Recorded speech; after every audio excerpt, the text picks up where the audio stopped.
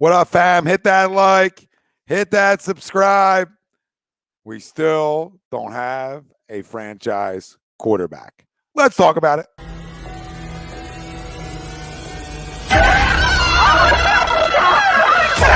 Let's go.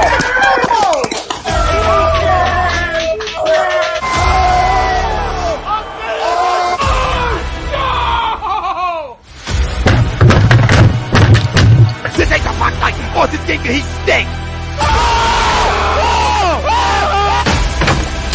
Oh shit! It's gone.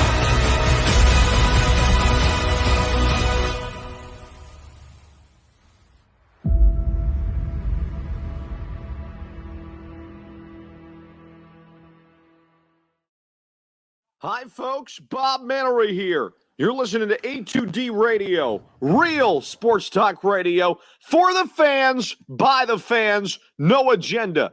These guys are the best in the business. Hashtag it. No notes.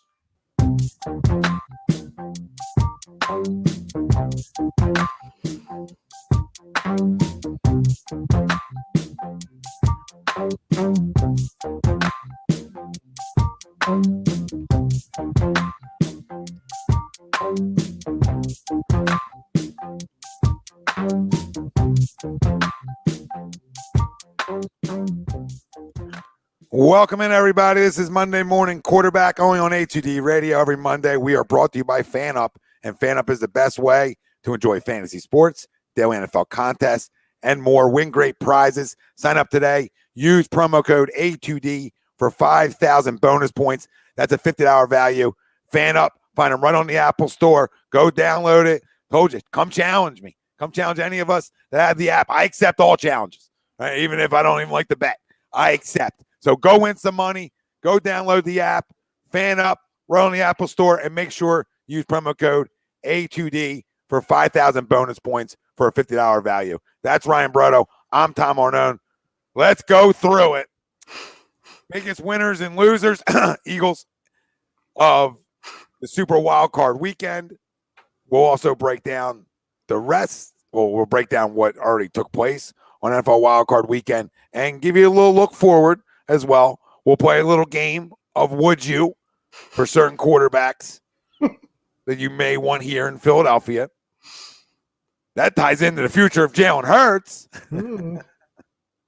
We'll give you our Eagles playoff reactions if there even was reactions to playoffs. Like, did we even make the playoffs? Did we even play yesterday? I mean, what I said it yesterday. What a disgrace. I'm embarrassed.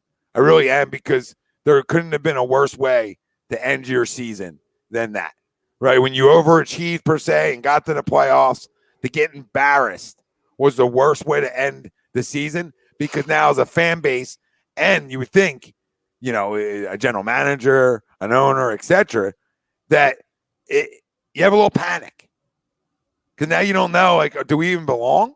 So are we further away than we think we are? It's going to tie into a lot of what we're going to be talking about throughout this show. And our Eagles playoff reaction ties into our poll question. And I mean, let the roast begin. Get 20%. It's brought to you by Manscaped, and you can get 20% off and free shipping with the code A2D at manscaped.com. Unlock your confidence. Always use the right tools for the job with Manscaped. Go clean yourself up. The weed whacker, the lawnmower, the ball deodorant, the cologne, the body wash. I mean, head to toe, inside a shower, out. And then listen, you can walk around smelling good, feeling good, and probably feel better than we do about our quarterback, which is the poll question. Jalen Hurts should be the starting quarterback of the Philadelphia Eagles next season. Do you agree or disagree? Oh, boy. Let us know. Facebook, YouTube, Twitter, Twitch. That's where we're live. Everywhere you get your podcast, we're there as well. Hit the like, hit the subscribe, download, review, comment in. Let us know how you feel about this one, because there's argument for both sides if you're being realistic. If you're being realistic about it, there's argument for both sides. We talk about not knowing how close we really are to an NFC title game, a Super Bowl, etc. if you get embarrassed in the first round. Now we don't know, right? So are we a quarterback away I don't know. You're usually, if you have a franchise quarterback, you're usually in the postseason yearly. Usually. So this is like the hardest poll question of all time. Because is he good enough? No, he's not. He's not. Yep, Young Dust, here we are. Hi, Young Das. He's not good enough. He's not good enough. Okay. And people don't like to hear that. And I get it. I wanted him to be good enough. But that's game one of your first postseason game, people are going to tell me. And I get it. But a team just begged you to beat them with their arm, and we couldn't. And you couldn't. You don't go through your progressions. You don't go through your reads. You don't trust your instincts on throws to be on time and throw guys open. Take the bias, take the agenda out of it, and understand that, yeah, this roster's not great. Nobody's crowning the roster. But he's a big reason on why we lost a football game yesterday. It's what he can't do. It's what he's not able to do is what makes everything else look bad. It makes Nick Sirianni look bad. It makes everything around that look bad too. Because you can't run the offense you want to run.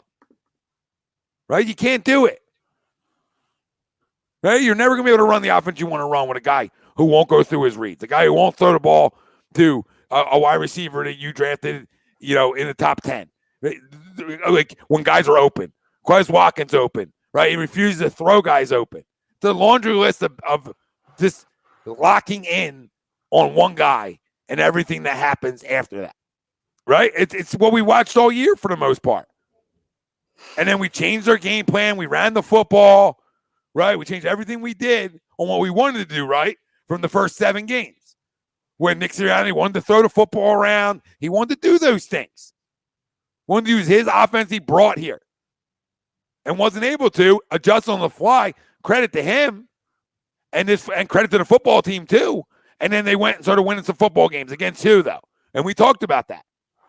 And we said, hey, you play who's on your schedule. Now show you belong, though. So you can quiet that noise. Well, they didn't show they belonged. Now, granted, you're against Super Bowl champions. You're against Tom Brady. I get it. But you got to at least keep your football team in a game. And I know you're down 14-0 in a blink of an eye. I get it. Right? But your inabilities cost this offense when you talk about you had 2 yards passing halfway through the second quarter. Like, if anybody ever think that's going to be a recipe for success, you're kidding yourself. And, they shouldn't run the RPOs? That's what they ran to get here. They don't want to run the RPOs. Well, now, with all that being said, should he be?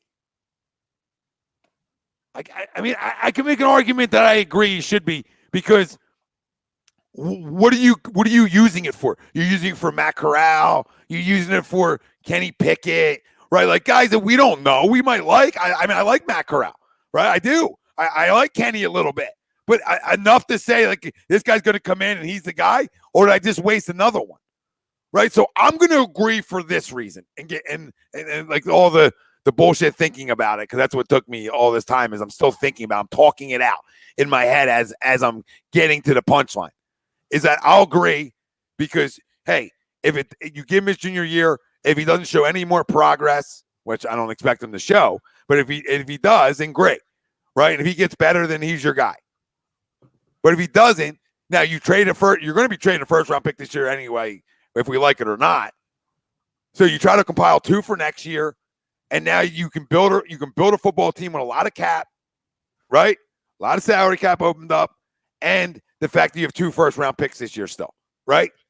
Okay, so you can still build a football team pretty well with just those things in hand. And now you have 2 first-round picks the following year that if he's not your guy, which I don't think he's going to be, there's way more quarterback talent coming out in that draft projected than right now. And I'm never the guy to say, oh, look at all the quarterback coming out, 2 years from now. No, but we watched the 2 of them this year play at an extremely high level, both stand there for a Heisman Trophy celebration. And C.J. Stroud and the winner, Bryce Young. So I'm safe to say that, like, hey, I don't mind. I don't mind waiting a minute and seeing what that class offers. And guess what? If that class doesn't pan out and a franchise guy isn't there, now you have 2 first-round picks and a roster that's built out better to be able to go entice either a veteran free agent quarterback to come here that's still good. You know what I mean? Somebody up on their deal. I don't know who that would be. Or you can trade and somebody would waive their no trade to come here because you're built to win. So I think who's the guy you're getting this year that's going to put you over the top? Russell Wilson at 34 years old, coming into a 34-year-old season? I don't know. Like, you're ready to win? That we're talking about Broad Street? Because that deal, you got to be ready to go. You know what I mean? You can't be in lukewarm area. I got to have a roster around and ready to win. Like, okay, we're going to talk about quarterbacks later, so I don't want to keep talking about quarterbacks, right? Mm-hmm. So I'm going to agree because I think either that draft because I have 2 firsts because of the way I set up this year's, or the fact that, hey, I'll then go out and get a guy if I'm ready to win. If he doesn't, to say turn the corner for us, right? Which, again, I want to make it clear, even though I'm agreeing, I still don't think he's good enough, and I still don't think that this junior year is going to be this big jump for him. But, hey, you went to the playoffs. You know, we'll add more things around you, and we'll see if you get better at the things you need to get better at. Leave you here, right, and go ahead. If he does listen, I'm not saying you run around a lot, you get hurt, but he's a small guy, and he's already been hurt twice this year, essentially, right? Like, we think that's going to get better as he gets older? No, so that's never a good sign either. That you're banged up, feet issues, whatever. So, listen, I know what Jeffrey Lurie and Howie Roseman want, though. And that being said, I can't, I'm just speaking off of maybe what I would do for a year if them right deals aren't on the table. But any deal that has to be made has to be the right one. My head's in a friggin' pretzel, Tom. Mine still too. I mean, even though I agree to it, I like I said, I would much rather disagree, and I think the organization disagrees that he's starting here next year. But I could see them thinking just the thought process I just gave too. Mm-hmm. That's the other side of it. What's out there? What comes across my desk that's good enough, right? Like, I'm not giving you 3 picks for Russell Wilson. Go pound fucking sand. I love Russ. Absolutely not. Absolutely not. We're not that close. We got beat. We got our fucking doors blown off yesterday against the Super Bowl champions. We're further away than we all want to sit here and think. We're going to be in better shape after next year. But if anybody's talking about running down Broad next year, I'd be careful. You know what sucks too? It's that for 2 weeks, because we've known that we clinched the playoffs for 2 weeks. And it's funny looking back on it. And we were right. Like, when we came flying in here 2 Mondays ago, and everyone wanted to be negative and talk about, oh, we didn't beat anybody, all this. Oh, you could still be mad after the season. We didn't say you guys were incorrect, by the way. We just said wait until the inevitable happens where we're disappointed at some point in the playoffs. So it's so funny to look back on it. It's like, hey, cherish the happy times when you could get it, because then we're right back to where we are today, which is, oh, hey, hell, welcome back, because we're back in hell. This sucks. This just sucks. You've got to your point, Tom, did we play yesterday? I think we got off of a plane. I don't like yesterday's game's a freaking blur. I feel like it was competitive for 35 seconds. Most of it was in warmups. Then you have all of the panic and all the discussion afterwards. And then you go into today and it's like, oh, well, the Sixers are on it too. Let's get our minds off it. You get freaking blown out by the Wizards. You get posterized by Kyle effing Kuzma in the outfits. We are literally back in hell. It's like a revolving circle of nonsense. So, like, everyone getting mad at us a couple weeks ago for like, oh, guys, why are you happy? You know why? Because it was the one chance that we had to be. It was the one chance like, oh, things don't suck today. Well, then it's going to be great.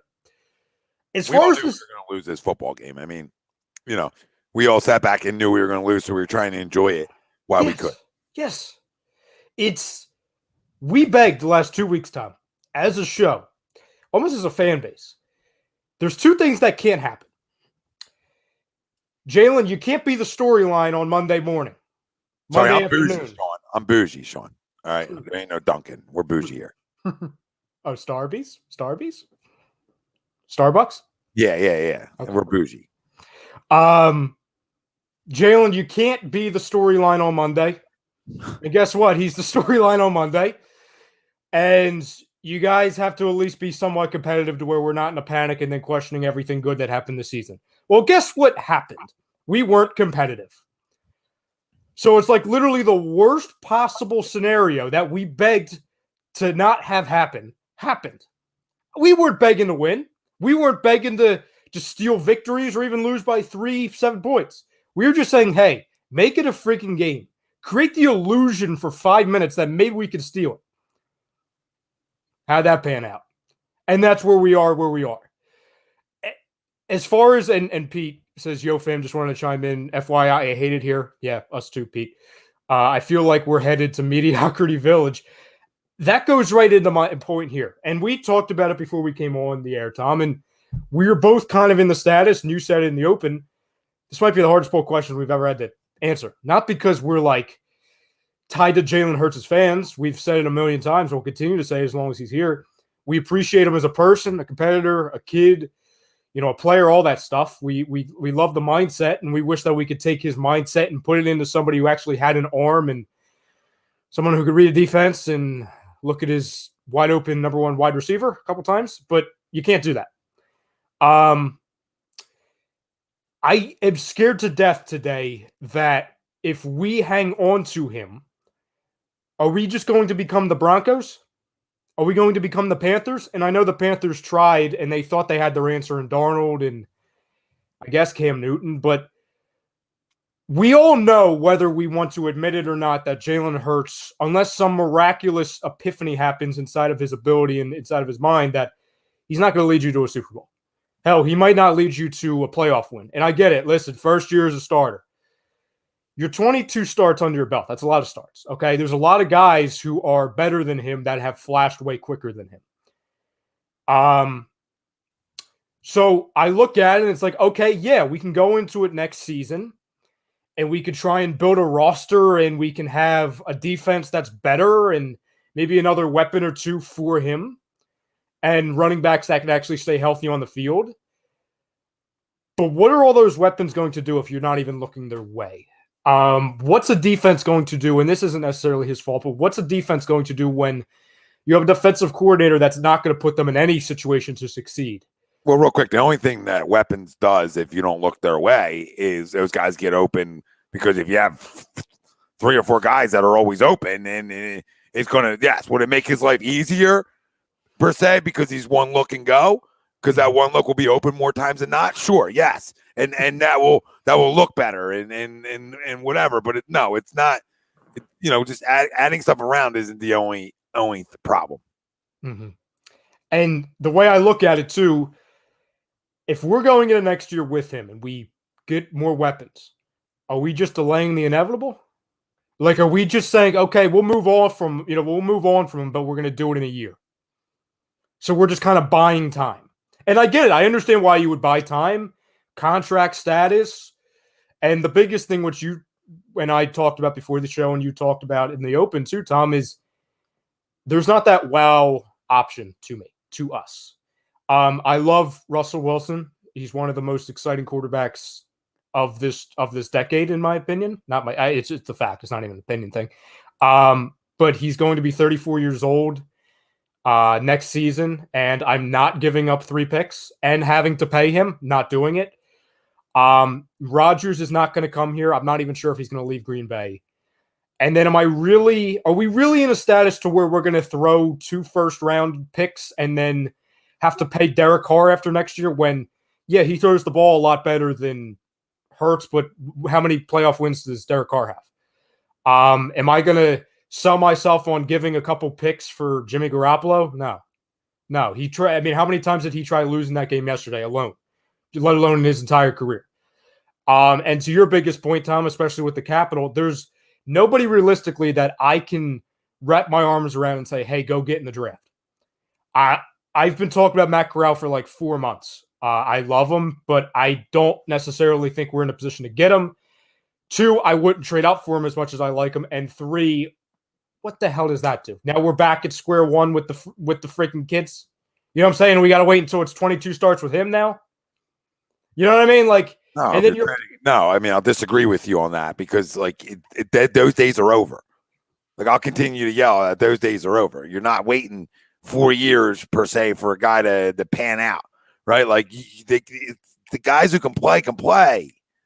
The guys who can play can play. Look around the league. The guys who can play if they're in a spot where at least there's a roster together, right? Like, if they're in Jacksonville and the Jets, like, it's tough right away, right? But watch next year. I mean, so we're talking about if a guy's a franchise guy, he's going to change it all. You know what I mean? That's the elephant in the room here. You're going to be back to the postseason every year because you have a guy at that level. And right now, we don't have that. So everybody just assumes we're going back to the postseason next year. I would like to inform you that 50% of teams don't go back the next year.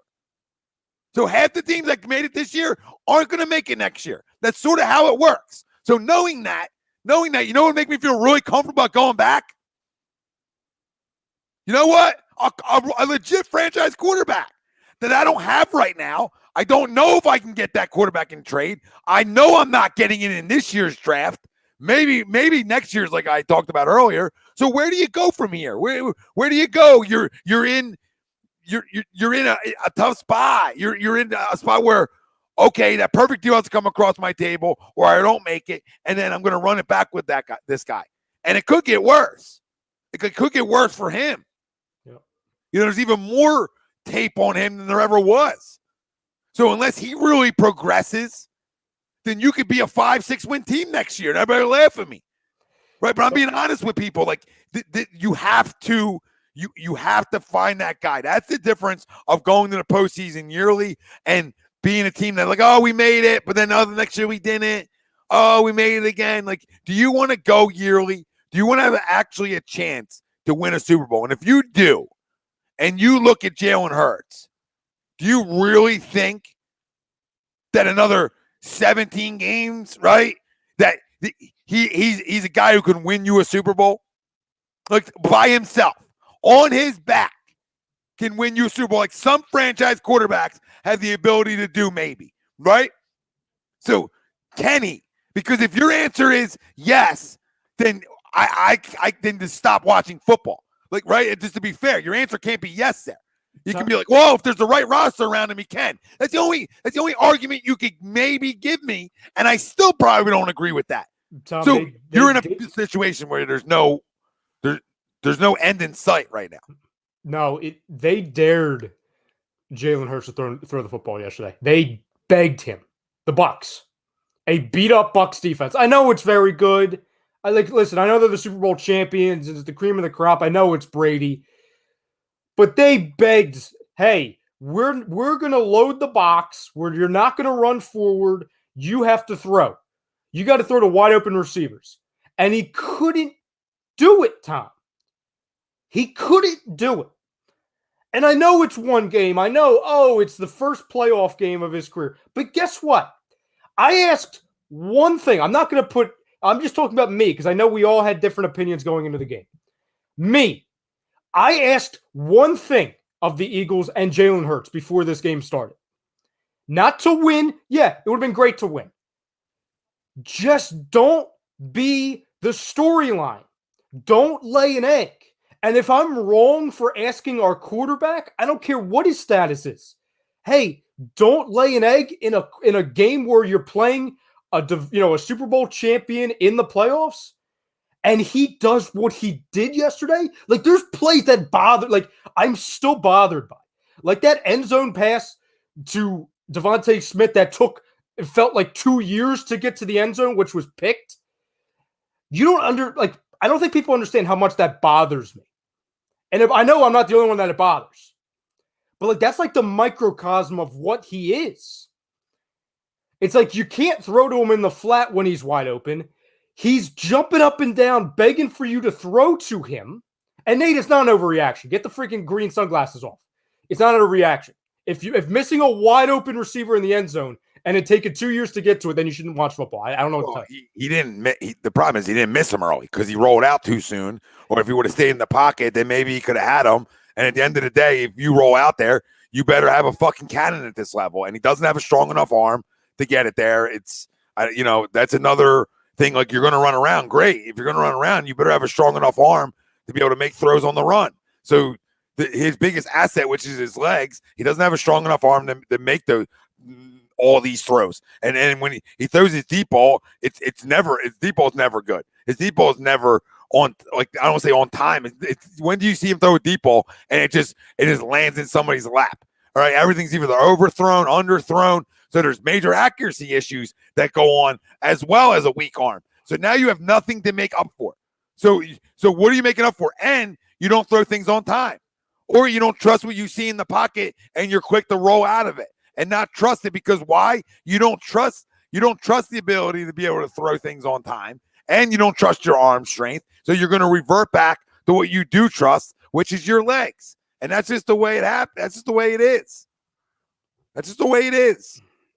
I don't know what people want. I don't know what, like, again, I said, can you see this guy in an Eagles uniform winning a Super Bowl? Because if that's the case, I want to know how. I want to know how somebody can say that he is a franchise quarterback and you can see him being a main reason on why he win a Super Bowl. And somebody said, oh, well, franchise quarterbacks don't win a Super Bowl by themselves. No shit. But there's a common theme. There's a common theme to it. And what are you talking about? What are you talking about? This is what I can't do today. This is what I can't do. What are you talking about? Normal play calls. He's got to be a fucking gadget offense because his quarterback's a gadget quarterback. This is what I'm not going to do today. You're going to make me sound like I hate the kid when it's just the facts of the matter. This guy took a 2-5 football team that he wanted to throw the football, and we all yelled, "You can't!" All right, and then they went and ran the ball and led the National Football League in rushing. It's the reason we were in the postseason, and the other reason is we played fucking me and you at the end of the day. Because now I can sit here and tell you. Now we can say it. Now we can say it. Yes. I couldn't tell you we didn't play anybody until we just did. And when we played somebody, the only goal was to be competitive in this football game. That's all we asked, okay? And we got our fucking doors blown off. That makes more of a point that we didn't belong. So how close are we? How fucking close are we, everybody? Come on, riddle me it. You think Jalen Hurts has the ability to carry this football team? I don't care about Carson Wentz. Oh, my God. Carson Wentz is not here. These people expose themselves by just bringing up his name. Like, they expose themselves. It's like, oh, it's a Wentz thing. You're saying it because it's a Wentz thing. My God, it has nothing to do with Carson or Jalen. It's had everything to do with Jalen Hurts.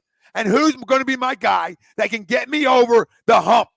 Which is the hump is we're trying to win Super Bowls here. We're not trying to have guys over for Thanksgiving dinner, but half of you guys want to do, or a date night. We ain't trying to have guys over for date nights. All right, we are talking about trying to win Super Bowls. So how are you going to do that? Because I would venture, and I always had the Eagles making the playoffs. I would tell you right now that they probably don't next year. And people are like, oh, my God, how can you say that, Tom? We got 3 first-round picks and a ton of fucking money. Because I don't trust them. I don't trust him to be able to throw enough. And if we do make the playoffs, you're one and done again because you're just a rushing team. You're Baltimore Ravens light.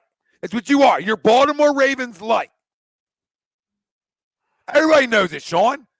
That's why I don't believe that he's going to be here. I just don't understand. Like, again, I see a ton of people in the chats. And again, if you want to make the argument that, oh, Hurts should be here because there's no other answer, because you don't want to throw $1 million, or a lot more than $1 million, a lot of money at a Russell Wilson or a ton of picks at a Russell Wilson or any of these guys. If you want that to be the reason on, hey, we should stick with Hurts because of that, Tom and I are not going to disagree with it. We would probably agree with it, actually. That's what I said. To agree with it, that I don't see the end in sight right now, so I'll wait. Yes.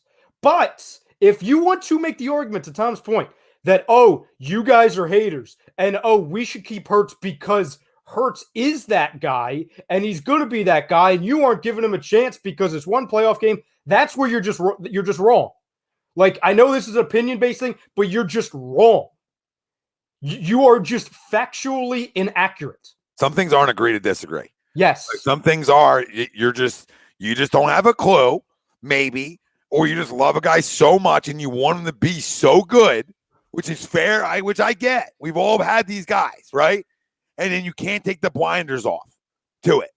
to like that's everybody else's fault, right? Like that's a Jalen Reagor cop out, right? When he muffs a punt and it's like looking around like somebody did it to him. Like, no, dude, you dropped it and somebody hit you. All right. So at the end of the day, it's not everybody else's fault. Our defense was atrocious early on yesterday. I would have fired Jonathan Gannon after 2 series. Okay. So I don't need to.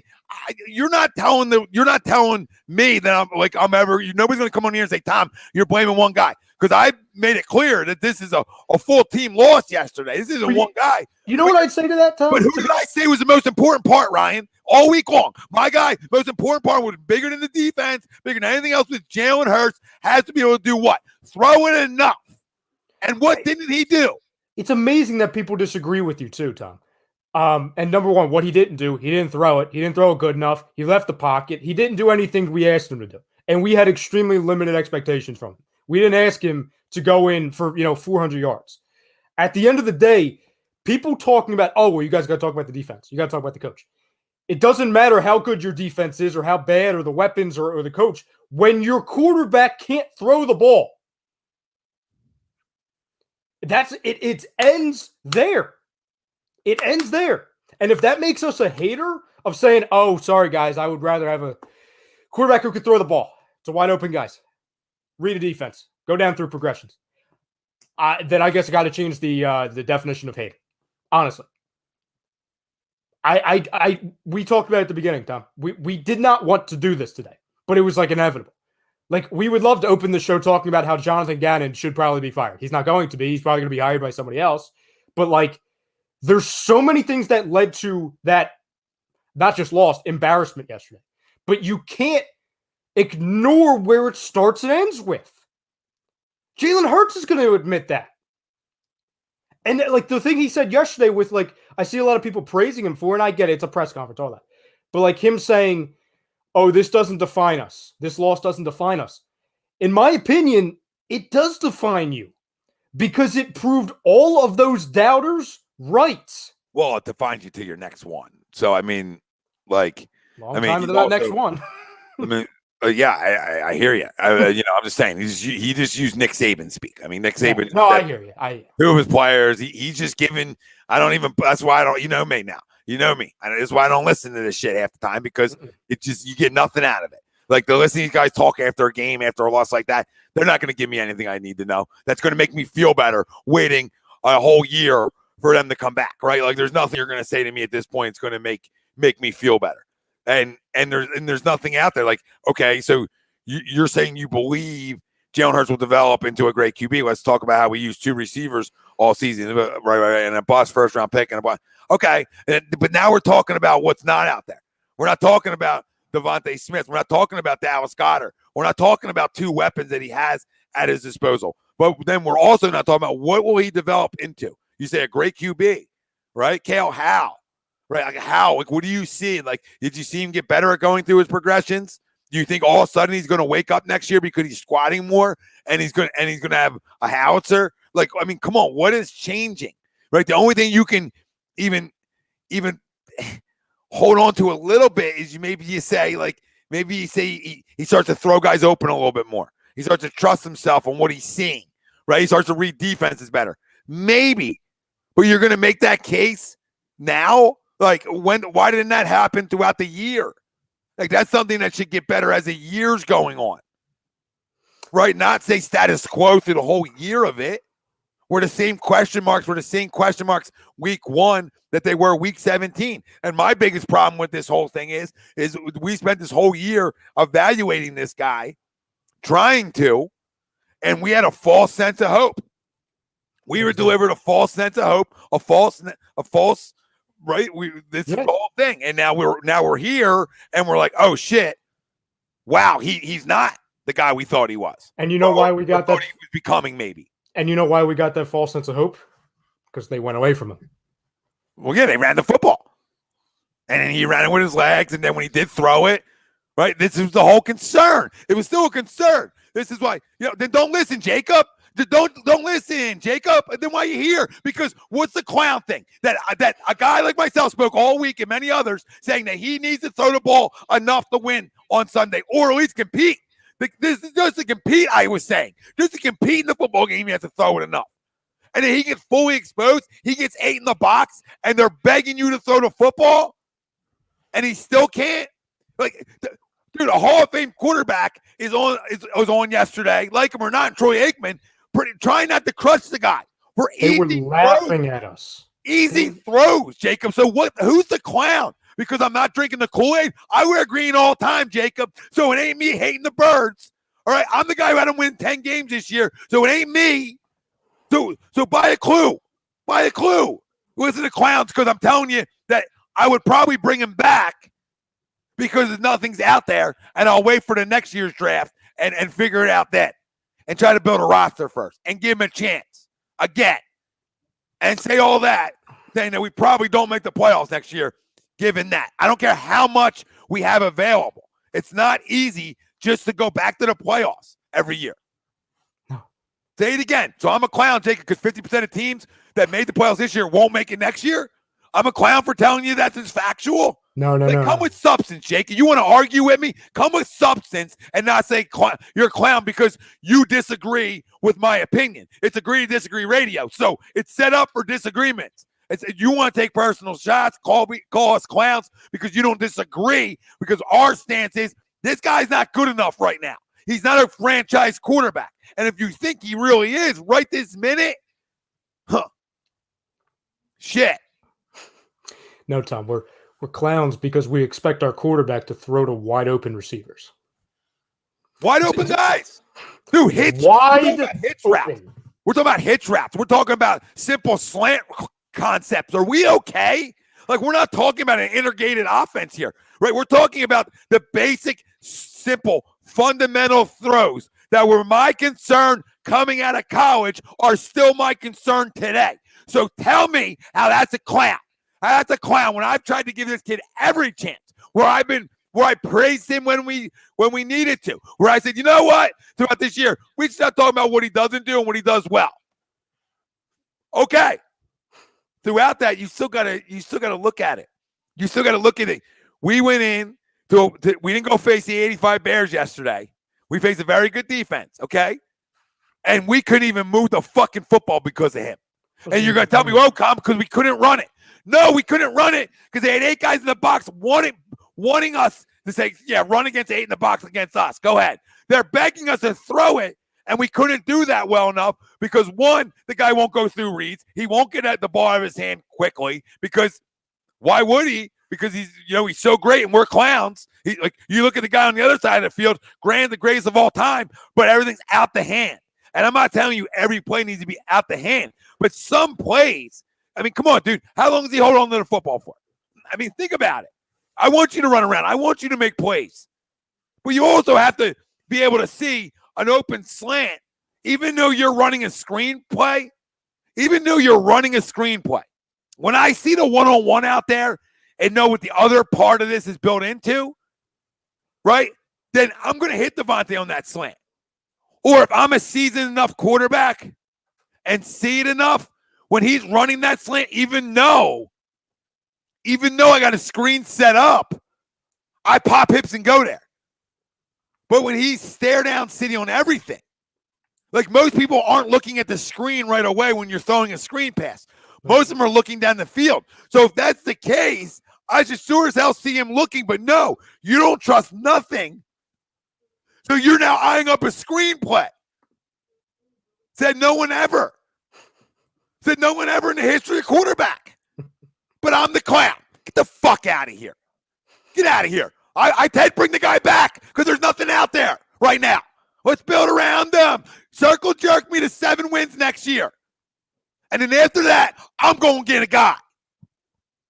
Or, if the right deal comes across the table right now, I would do it.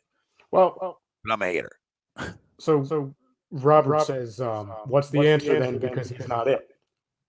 So everyone that says, okay, he has to be gone no matter what, or you got to make a move no matter what, here are your, let's just call it realistic options. And just transparency-wise, there's 2 names that I'm not putting on this list. Aaron Rodgers, because Tom, am I wrong for saying that's not realistic? Yeah, come here. And the other guy is the guy in Indianapolis. Just in case anyone wants to throw his name in. No, we're not doing this. Sean Watson via trade. Russell Wilson via trade. And we'll dissect these, fam, by the way. A draft pick.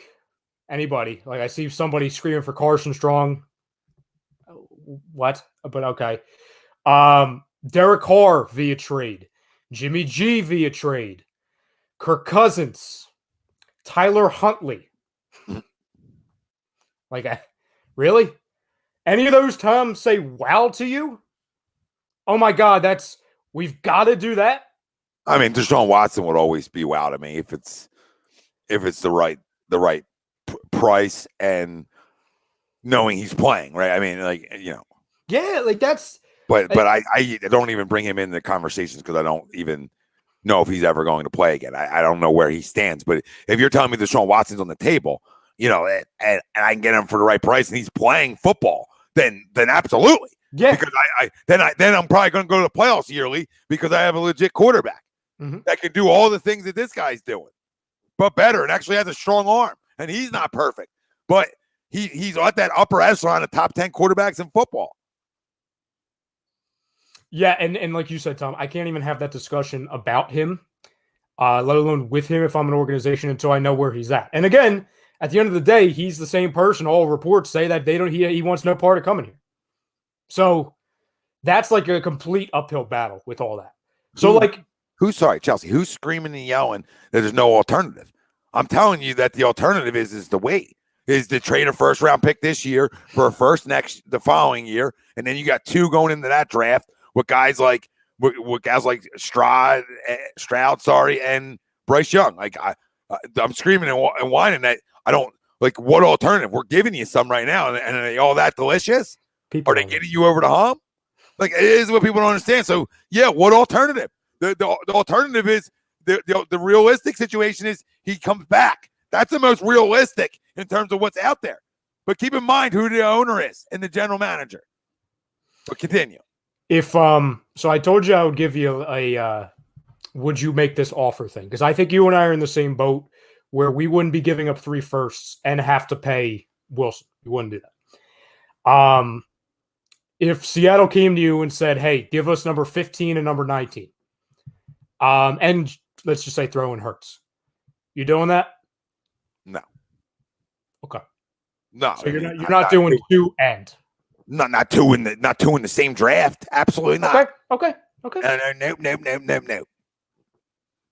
Nope. You ain't getting. There ain't a quarterback out there. You're getting 2 out of this draft from me. Okay. Now, what would you? Because I know you said in the past that you would think about, and this is actually interesting because Mike Mayock just got fired as GM of the Las Vegas Raiders. So Derek Carr becomes available. What's the most you would offer for him? Because I know he has 1 more year left on his deal. I'll give one of the first up this year. I'll give a second next year and Jalen Hurts. Okay. And that's just spitballing. Maybe even, I don't know. Maybe even. It depends. Like, I don't know what his value is going to be, but his value obviously isn't as high as Russ. So, but I would definitely do a first, maybe a second or a third round pick next year and Hurts and say bye. Like, you know what I mean? Like, he doesn't get it done enough. He's not getting what Watson would get if he's playing or guys like that. And people tell me, well, Tom, a first might be too much. No, it's not. I mean, he's a legitimate NFL starting quarterback. I feel like he at least gets that. But I think maybe a first and Hurts gets it done. I don't know, right? A new GM looking to just go in a different way. But I can't see anybody who would want to go into a general manager spot and have Jalen Hurts over Derek Carr either. You know what I mean? Yeah. So, I mean, that's the other side of it. Like, who would want him? The realistic one would be a place like Seattle, where it's like, oh, we got our error. We got the next Russell Wilson in here. Yeah, like, I mean, parent. Yeah, like who else? So, I mean, I don't know. Maybe that's what I get. I mean, would I give up a little bit more for Carr? No. Would I maybe think you can give up a little bit less? But I think a first, maybe a second next year, and Hurts gets it done, and maybe not even Hurts, like just maybe a first and a second. But I think you almost got to give them And it'd probably have to be your 15th, honestly, which I'm okay with. Yeah, I was thinking, like, if I came to you, if I'm the Raiders, and I said, okay, give me 16, which is their second pick, give me a 4th, and give me a 3rd next year.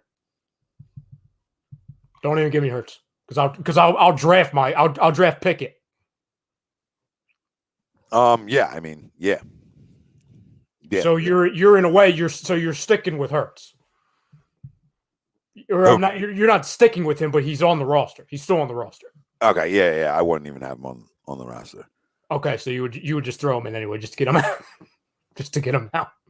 Yeah, or maybe they want, I don't know. There's so many ways to look at it. Emilio, is who insane? Tom for doing it? Is who insane? I don't know who he's saying is insane.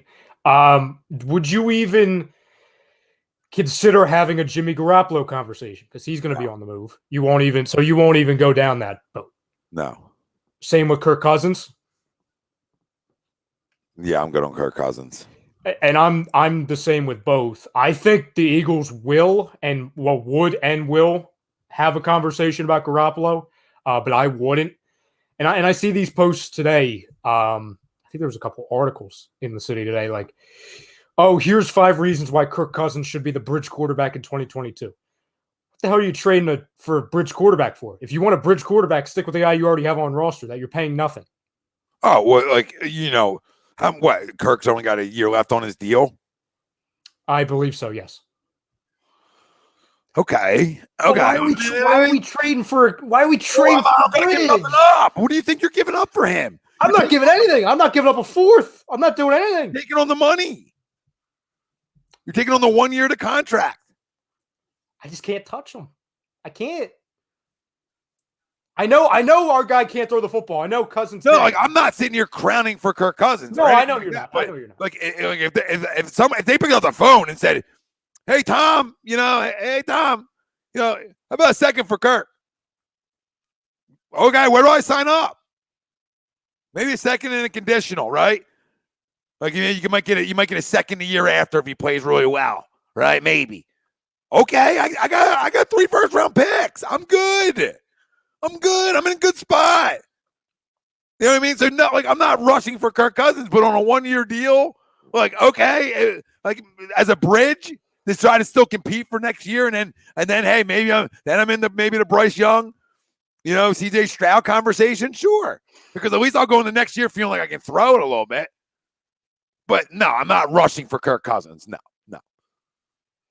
You know what I mean? Like, so no, I don't want that to be taken like I'm all Kirk Cousins up. But don't tell me he's not better than Jalen Hurts. I don't want. No, I don't know. I won't do that. Yeah. I can't have people tell me that, and I don't think he's any good. That's the problem. Well, so Jeremiah says something, right? And I said to you before we came on, and I'm shocked the chat beat me to this. What did I say to you before the air, Tom? I said, I've got a crazy one for you.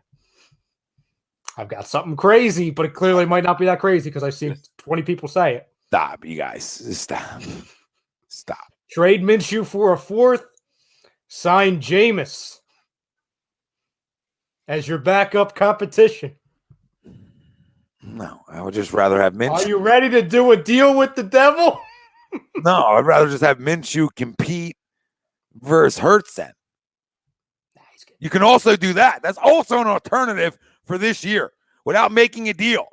They're saying, hey, it's an open competition in camp. Why can't you do that? Because you can do it? Dude. Listen, No. You don't think got to get away from here. Well, you don't think but stop. I'm telling you why he would be here, because he's under contract. Mm-hmm. 2, okay, is that if they wanted them to compete in camp, he would be here. They want, like, that's the point I'm trying to make. Like, if they don't feel like that guy's out there, or they can't get a deal done, why not just run it back, right? And say, hey, really legitimate open quarterback competition, and maybe guess who they might go with? The guy who can actually throw the ball a little bit. My reasoning is, and again, you're not wrong, it's that a guy like Howie He gets him for a sixth. He's the But I'm opportunity not to talking about trade. what Howie's going to do. We talk Well, about that's what I'm saying. Like, I can't even take But my. I'm talking off a feel what I would do. Like I told you before, I can't all talk about what this idiot does. I got to make decisions based off what I would do and talk them into existence. If there's nothing out there, like, because there could be a chance when there's nothing out there for Howie too. Like, you guys got to keep that in mind. There's not, like, we're almost trying to guarantee a deal's gonna be made. As much as I think Howie and Jeffrey want a thrower, right? They have one on their roster. So it's not like they don't have one on their roster. Like Gardner Minshew, I'd rather have over Jameis Winston. I just would. Like, whatever, less money, and everything weird that comes with Jameis. I feel like you get some leadership with Minshew. It's a guy who wants to start. It's a guy who asks what he has to do to start, right? Yeah. So maybe you open that up and say, hey, this isn't like Foles Wentz, where like, yeah, these guys can't compete versus each other. This is like absolutely both these two can compete versus each other. And then let your head coach make the decision on who's having a better camp. And I venture to guess that they would leave camp if it was fair and Gardner Minshew would win the job. Not because Gardner Minshew is a stud, just because you can actually run Nick Sirianni's offense with Gardner Minshew. No, Tom, I mean, you know my stance on it. I was the mad scientist like 4 weeks ago who was saying go into next year with a 2-quarterback system with Minshew and Hurts. That way you're buying time. You could spend money on your roster, and then 2023 comes, then you can make the splash. Yep. Yeah, right. Yeah, I mean, like, I'm in the 2023 splash. To me, that's where I am. I'm in building my roster out. I'm in, having a legit quarterback competition coming in camp and go from there, right? Because I know that Bryce Young's going to be pretty good, I would assume, right? I assume CJ Stroud, from what I've watched, is going to be pretty good. And if they're not, there's going to be somebody who jumps up the board. There's always a Joe Burrow. There's always these guys. So, like, the scared people are like, it's hard to find a franchise quarterback. Not really if you don't overthink it or if you have assets to be able to get one. Make sense? Like, we thought it was so hard, and we got Carson, and for pre-injury, he was a franchise quarterback. So it's not like it's crazy hard as we want to make it out to be, right? Like, dude, evaluate talent and go get one. Jeremiah, thank you. He says Jameis is a better thrower than both of them together. He's just not the best decision maker, and Jalen would still offer leadership in the building. Yeah, like that's to what you said, Tom, on wanting Minshew over Winston. Wanting Minshew over Winston, it's like, yeah, because you're paying with Winston, you're paying more money, and you're getting a lot more mistakes. Yeah, he's got a stronger arm, but the best decision making is what kills him, Jeremiah, right? And then you can make the case like, oh, this won't work. You're bringing another quarterback in and Jalen's on the bench. At least this one makes sense. At least this one you could be like, well, the guy in-house all last year beat him out. You know what I mean? Like two guys that were together, the other guy beat him out a year later. I mean, that happens when you don't have a guy. So that's more of a smack in the face, right? Is my point. Yes. That's more of a smack in the face if you keep him on your roster to him and you go out and get him. And you go out and get somebody. The other way isn't as much. The other way is, hey, well, you know what? We're gonna compete in camp and we'll see where it goes. So I want to play the percentage game with all of you real quick. I'm going to give you a name and you tell me the percentage chance that they are on the Eagles roster starting next season. Okay. Just gut feeling, and again, this could change with every. What? Yeah. What, Xavier? Why? Like, what does the first rounder have anything to do with it? If he was a first rounder, I'd be crushing him more. To be honest with you, I'll say I don't want him back. So I mean, the round where he's picked has nothing to do with that. I don't even factor in it. I think the guy is a first round pick. If anything, quarterback. If anything, Xavier, you're actually contradicting yourself. You're actually making our point for us because in a first rounder. The arguments of, oh, stick with Hurts. You don't have to pay him as much. If he's a first rounder, you're paying him first round money. You're not paying him anything now because he was picked 52nd. So actually, it's worse if he's a first round pick. Yeah, it's not like, oh, he had a great year. No, he actually had a better year, like you said, under these standards. Yes. Like, we're going to actually give him more of a shelf life because it's, oh, well, their plan wasn't to have him start this soon, or if at all. It was an insurance policy that went to hell. A second-round pick for a guy who can't stay healthy in the other one. that made somebody upset, so we're going to stick with this guy. So we actually give him, I don't want to say a pass, but a lot of people give him a pass because he's a second-round pick. Mm-hmm. Real quick, to the Carson Strong, because I see a lot about it. And listen, Carson Strong can play. Okay, so Carson Strong has the body. The 6'4", 215. He has a big body, has a strong arm. So, I don't put any of that past Howie Roseman either. So let's make this clear too. Like, we're talking about like we don't draft one of these guys this year. We're saying that. Well, let's keep in mind who's making these picks. It's Howie Roseman. So if a Malik Willis was taken, or Carson Strong at some point, or Kenny Pickett at some point, right? Or Matt Corral at some point. Who's the kid from North Carolina? Sam Howell. I hate him. Right? Yeah, I don't like him either. But if any of those guys were playing, right, or drafted, I don't think any of us are like, couldn't see that coming. You might be able to get a Carson Strong and like later on too. I mean, I don't think Carson Strong's a first-round guy. No, and he's not coming from he's coming from Nevada. You know what I'm saying? So it's not like, he played for Oklahoma. True, but Wilson came from freaking BYU, so it don't. I hear you. Yeah, I don't put much into that because these guys jump boards once got teams get around them. You know what I mean? Once guys see him in the shorts, it's like. And I will say, I don't love Carson Strong, but for argument's sake, if you gave Tom and I the task for like, guys, you're in a debate, tell us why Carson Strong would work for the Eagles. Well, it's one of the few offensive lines that I actually think he could work with because the guy's more or less a statue. So, you know what I'm saying? This is an offensive line where you don't need to worry about things, crushing them. You're not putting them behind Seattle's offensive line. No. I mean, listen, it's an interesting one. Is he coming off? Was he hurt this year? No, I don't think so. No. I mean, listen, we'll have plenty of time to dabble, right, Tom? Yeah, there's plenty of time for me to dive into these quarterbacks. But I mean, I've watched them. I watched most of them enough. Like I think Sam Howell's trash juice as well. Yeah. Deshaw. I'm not a Sam Howell guy. I think there's a couple of them that are very similar. So first day of the Eagles offseason, which I guess technically it is today. I just want everybody's gut feelings off of these names. And again, percentage-wise, what are the chances that these players are on the Eagles roster start of next year? And they're all going to be quarterbacks. So gut feeling, gun to head, what's the percentage chance that Jalen Hurts is on the roster start of next year? Fucking.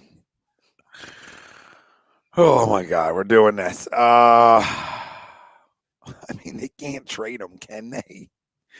I mean, I guess they can. Howie can do whatever he wants. Trade another quarterback. I don't know, but it's because of that. If they can trade him, I'm gonna go 90%. He's back on the roster. 90% he's back on the roster. I don't know if you can trade a quarterback 2 years in a row. 68%. We got some 45s. We got the good old 50-50 from Young Das. Bobby DeGrecchio says minus 50%. We got a 75% chance from Robert. 75 from Robert. Put last name here. I don't know your last name, so I can't put it there. Buckeye gives it a flat out 100%. Frio goes 55, and then Gio goes 90. All right.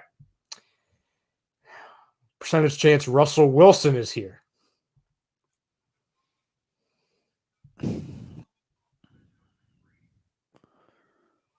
5%.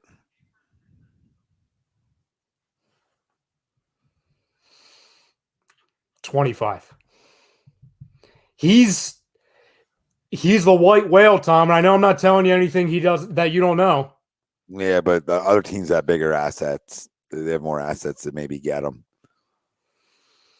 Higher assets. If like the Giants wanted them, the Giants could get them. Per se. I think they're going to get Deshaun. All Okay, so say all right. So I know how much they might. Listen, I know how much they like him, but I also know much how he values picks too.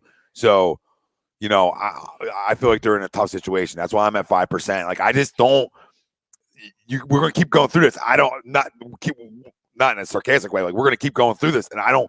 There isn't that guy that I think is realistic that would want to be here too, because it takes the two to tango on this one. Like he's got a waive and no trade to come here. I don't see it happening. I think they're going to ask for 3 first. Like that's what they're going to ask for, at least.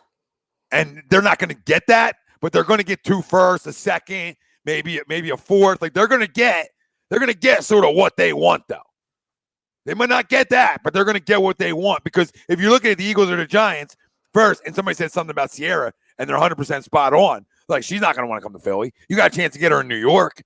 You have a chance to. Absolutely got a chance to get her in a big market like New York. For sure. The Giants have more to give up. They got 2 picks in the top 10. That's more right there is so now you're playing to go in that game.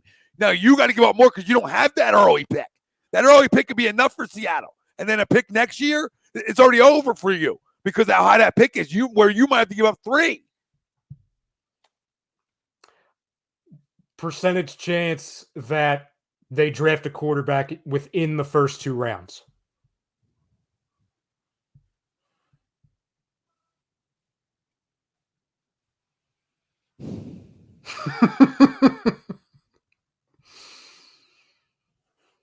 $85%. I'm like, I'm there now. Like if you would ask me a week ago, I'll tell you they don't even go in. They don't even go there. They don't even go there. But what we watched yesterday, I find it hard to believe because I'm making that 85 could actually, I'm going to say 95, right? And maybe even 100 based off of because we'll know by that point too, right? Like at that point we're going to really know if we're going in on one too, right? Because we've gotten through the whole pretty much all season per se and no moves were made, right? So free agency. Yeah. Like if we don't sign a famous Jameis or make a splash in free agency, or, there's not a million things of they tried to get Wilson. If we're sitting in the same spot, you're right. It's pointing to one thing, Tom. And this could change, right? Like this is again opening. It's almost like exit interviews for us. It's like our percentages are based off what we think. I was talking to Ryan before we came on about, hey, I'm making this poll based off of what I would do. Why I agree to bring them back for a year and go from there, right? But I didn't want to make that decision based on what I think the organization does. Just like when, Bill's saying, draft another quarterback. I want it, Bill. No. I'm waiting. But this is another one where I'm making now. This I'm making this percentage based off what I think the organization does. Right? The organization just watch the same thing we watch, and they want to throw the football. So if a guy like Kenny Pickett's there in the second round, I gotta believe that Howie would be enamored by that to take that pick. And I don't think the city burns down by it. No, Minshew's probably not here, right? Sorry, right? Yeah. Minshew's probably not here. Jalen might still be here, and then they say, "Hey, we're competing in camp," and people are like, "Well, how are you going to do that?" Well, because if the younger guy's better, he's going to play. So, say for example, not the draft to do this in. No, and I see people being like, "Oh, you guys are overreacting." Like Tom said, I'll repeat it. We're not saying we would. Let's not call out the whole chat because it's only one person and it's Cal. Our Cal. That wasn't even the guy I saw. I saw somebody else say. But I did see to talk about the same thing, right? Yes. We're now going on 3 hours of the same topic. Okay, yes. And my opinion hasn't changed. When it starts not changing, I start to feel like I'm on to something, and I am on to the fact that I don't believe in Jalen Hurts. But would I give him next year? And wait it out and trade one of my first this year for a first next year so that we can have this. If he doesn't pan out, that all the people are telling me he is, then at least I have enough draft capital to go get that guy, right? And not waste draft capital this year on it or money against the cap this year. And I can build a football team out so that then I attract guys like the Rams and Matthew Stafford or things like that. Then maybe I can attract the guy here. Right. Or then I go draft a pro-ready guy and you see 2 of them. And I know no Ohio State guys play well. CJ Stroud, that means a little different. And we'll talk about that down the road. But Bryce Young's a pimp. I know his second Georgia game wasn't the best outing for him, but he's still a freaking pimp. He lost, and I mean, he's got people would be like, "Oh, well, you don't care what weapons Jalen Hurts has, guys," but you see what he was dealing with. You know what I'm saying? He loses Mechie and he loses Jameson. Yeah, I mean, listen, you could give me like Tom. He loses one. That's fine. But when you lose both of them, I think it's hard to overcome at that point of the year. Yeah, especially against a defense like that. I just think it becomes hard to overcome. I just want to throw this scenario too, because I feel like we're like in Howie's head with this. Sorry, Shane, stop it. No, he's not. Emily Quill. Well, Tom, it's funny you bring up Shane's comment. Stop. Emily Quills is better. Stop. If I don't want him, so again, before everyone starts typing, I hear the chat, I can hear the keyboards. I don't touch him. If Howie trades back, let's see, he's like, he trades back with Buccaneers. Say the Buccaneers are moving up. And they move from, let's say, 19 to 28. Right? And they get draft capital. You're telling me Malik Willis is there and they don't take him? You're telling me Malik Willis is sitting there and they already made their other. Say that again? At what number? 19? No. Say they make picks 15 and 16, and then they trade back with a team from like 19, where they're sitting at now, to 28, and they acquire assets for the trade back. Howie's sitting in the room. He's like, well, I used 15 and 16. I traded back from 19 to 28. I got an additional whatever. I could see them drafting any quarterback in that kind of spot. So, yes, I mean, again, I could see them making, like I talked to you about what we said earlier, I wouldn't be shocked by them making any quarterback of their selection, right? Outside of like a guy like Sam Howell, who I just think it is not the guy. But all the rest of them, I could see them making a selection for sure. In some way, shape, or form, like you're saying, hey, a guy falls into their lap or, blah, blah, blah, blah, blah. But, right, I don't really believe in a bunch of them in this year's draft per se. I'm just not in love with a lot of these guys. I do believe in the two next year, and I believe in Russell Wilson for sure. I just don't know how much the Eagles or myself would be willing to give up for him. Mm-mm. Do I believe in Derek Carr? I think he needs things around him, right? But I do believe in him being a legitimate guy who can throw it enough, and you can win like that, and especially what he overcame this year. He intrigues me. Do I think he gets me to Broad Street? I don't know. But I think it gets me closer, especially if I have a good enough roster and weapons. Like, I'm just going to throw a hypothetical, like, DeVonta Smith, Dallas Goedert, and say Mike Williams, Chris Godwin. The list can go on some of these guys that may be available, right? Then Derek Carr, I think you can be a legit conversation for an NFC title game, right? I think it just all depends on that a little bit. But I'm not I don't hate all quarterbacks. I just don't think, there's the guy. That's why I'm like, hey, why don't you just bring him back? And if you don't believe he's the passer you want him to be, right, Rye? Mm-hmm. Then that's where you bring in the competition, because you have it in your back pocket. You have the ace. You have the ace in your hand to throw at any time right now. And the ace per se is your backup, who I'm not crowning. I'm just saying that at least he can run Nick Sirianni's offense better, right? Better for a year. So maybe that's the way you go. Oh my God, we're doing this right now, Joey. Tom Ryan, I love it. If you were picking for us at 15, 16, and 19, who would you say? If it was up to me, 15 Gardner, Dean, or Lloyd, 19 Wilson or Brooks. I'm not there yet, but like if the Kobe Dean's there, then yes. I'm there.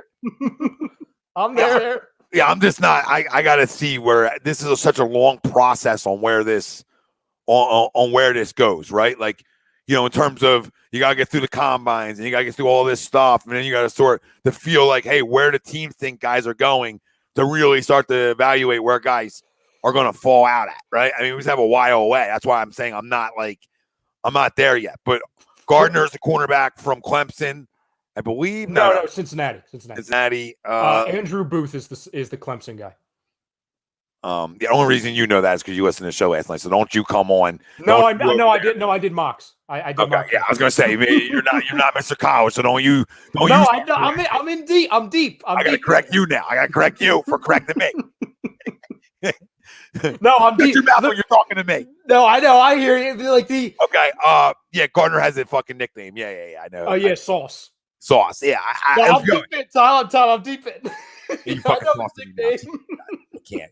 I'm gonna see mock drafts for fucking 5 months, guys. This is what you guys are doing to me. I'll show you mine from last night. I have it. Dean or Lloyd are fine. Dean is obviously a guy who can go more sideline to sideline. Lloyd to me is very good. I just don't know if he has that same versatility.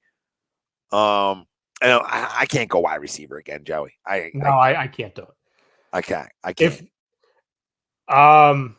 And no sweeps. See sweeps. You know this as much as Tom and I do. Malbrodo, we should take the hat off, sweeps, and just gel the hair back for this time of year. As soon as the season's over, just take the hat off and just gel the hair back. I'll fire myself before I even show up on camera like that. Jesus.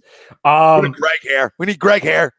Well, he was rocking with the flow during quarantine too. He was like friggin' was like Afro Greg. Well, I mean, there's more to it, right? There's the gel, more to the gel. No, he says I don't get your name right, but you guys need a pass rush too, and that's also true. So it's not like we're walking into this with one thing. I told you I didn't lie. I wasn't lying to you. Well, that was last year's players. Oh, sorry. This is Kyle Pitts. I pulled up the wrong thing. Yeah, you ain't gonna get that. Yeah, you better get the right one. Sorry, I have a lot of files. I'll answer your question, Joey, because like Tom said, like he's in the proper mindset to where he hasn't looked into it yet. I'm not in the proper mindset. With 15, 16, and 19, I am going to Kobe Dean. Then I am going David Ajabo, who's the edge from Michigan. And then I'm going Sauce Gardner with 19. Those are the three I'm going with. I do want to send you, or I want to show you guys this real quick. And sweeps, like I was going to say, you know this better than anyone. The next month is not going to be fun for Tom. Like him and I are I'm going to be driving Tom crazy because you've got the mocks. And you know what's a month from now, Tom? What, the NBA trade deadline and we won't trade anybody? Yeah. A lot of machines the next month, Tom. So I did this. Okay, fam. And this will be the only time this month I do it. So this is what I got. And I've got a trade in here because, of course, I do. Fucking traded fucking second round pick or first round. Look at that, though. Tell me you wouldn't do that. I know Jordan. I know Jordan Davis is 40. Jordan Davis is 30. He's 30. I know, but listen, he dropped. He was there for me. He's 30. It was either him or the USC. I don't like mock drafts right now period, right? Because I don't know who the fuck's going to be there. We're not drafting. We don't have 3 first picks like we thought we were going to in the top 10, right? Where it's like, okay, I know guys are going to be there. Like, you know how this goes. We all know how this goes. It's why it's so hard to do. It's like all I can tell you is who I want, right? And Dean's the guy I want. I'd rather have Gardner than I think I'd rather have the Gardner from Cincinnati than Booth personally. But I think either or are good starts. And then I want an edge rusher probably, and that's 3 defense. And then again, like what you did Isaiah Spiller in the second, where you went running back there, like something like that. Then I would go to offense. But now we're missing. Hey, they might even draft a lineman at some point. Like I can see them drafting a guard at some point. Like I don't see them drafting a tackle, but I can see them drafting another guard. So when does that happen? They are not making 3 first. So stop. Everybody, do me a favor. Step away from the mock draft because I am swearing. I am putting my whole reputation on this. The Eagles, no way, are drafting 15, 16, and 19. No shot. Maybe they still have 3 in the first round, right? Like yours did, right? But there's no way those 3 picks are staying where they're at. There's no way. No way. And I'll venture to guess that we don't make 3 picks in the first round, that we actually have maybe 2 seconds, right? I can see it's having 2 seconds instead of 2 first, 2 seconds, and a first coming next year. That's what they're going to do. They're going to bait that 15th around to somebody that wants a quarterback. If they're smart and they know the quarterback isn't in this draft, right? And they're smart enough They bait 15. Oh, who wants it? Who wants it? Matt Corral foul. Who wants them? Right. And then you get somebody first for next year. They give you a third, maybe. So, okay, you have 2 seconds and 3 and 2/3, or a second and 2/3, maybe. I don't know how many thirds they already are going into it with. They might have 2/3 already. So maybe they have 3/3 now. Right. And then, okay, one of them thirds, 2 of them thirds can get you back up in the second. I don't know. But they're not making 3 first-round picks as is. As is. No fucking shot. What's the percentage chance that they trade up into the top 10? For what, though? Because they're not trading up into the top 10 unless it's a quarterback, in my opinion.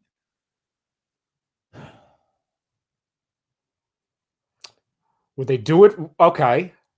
Would they do it for an edge? Because we know how he loves the line.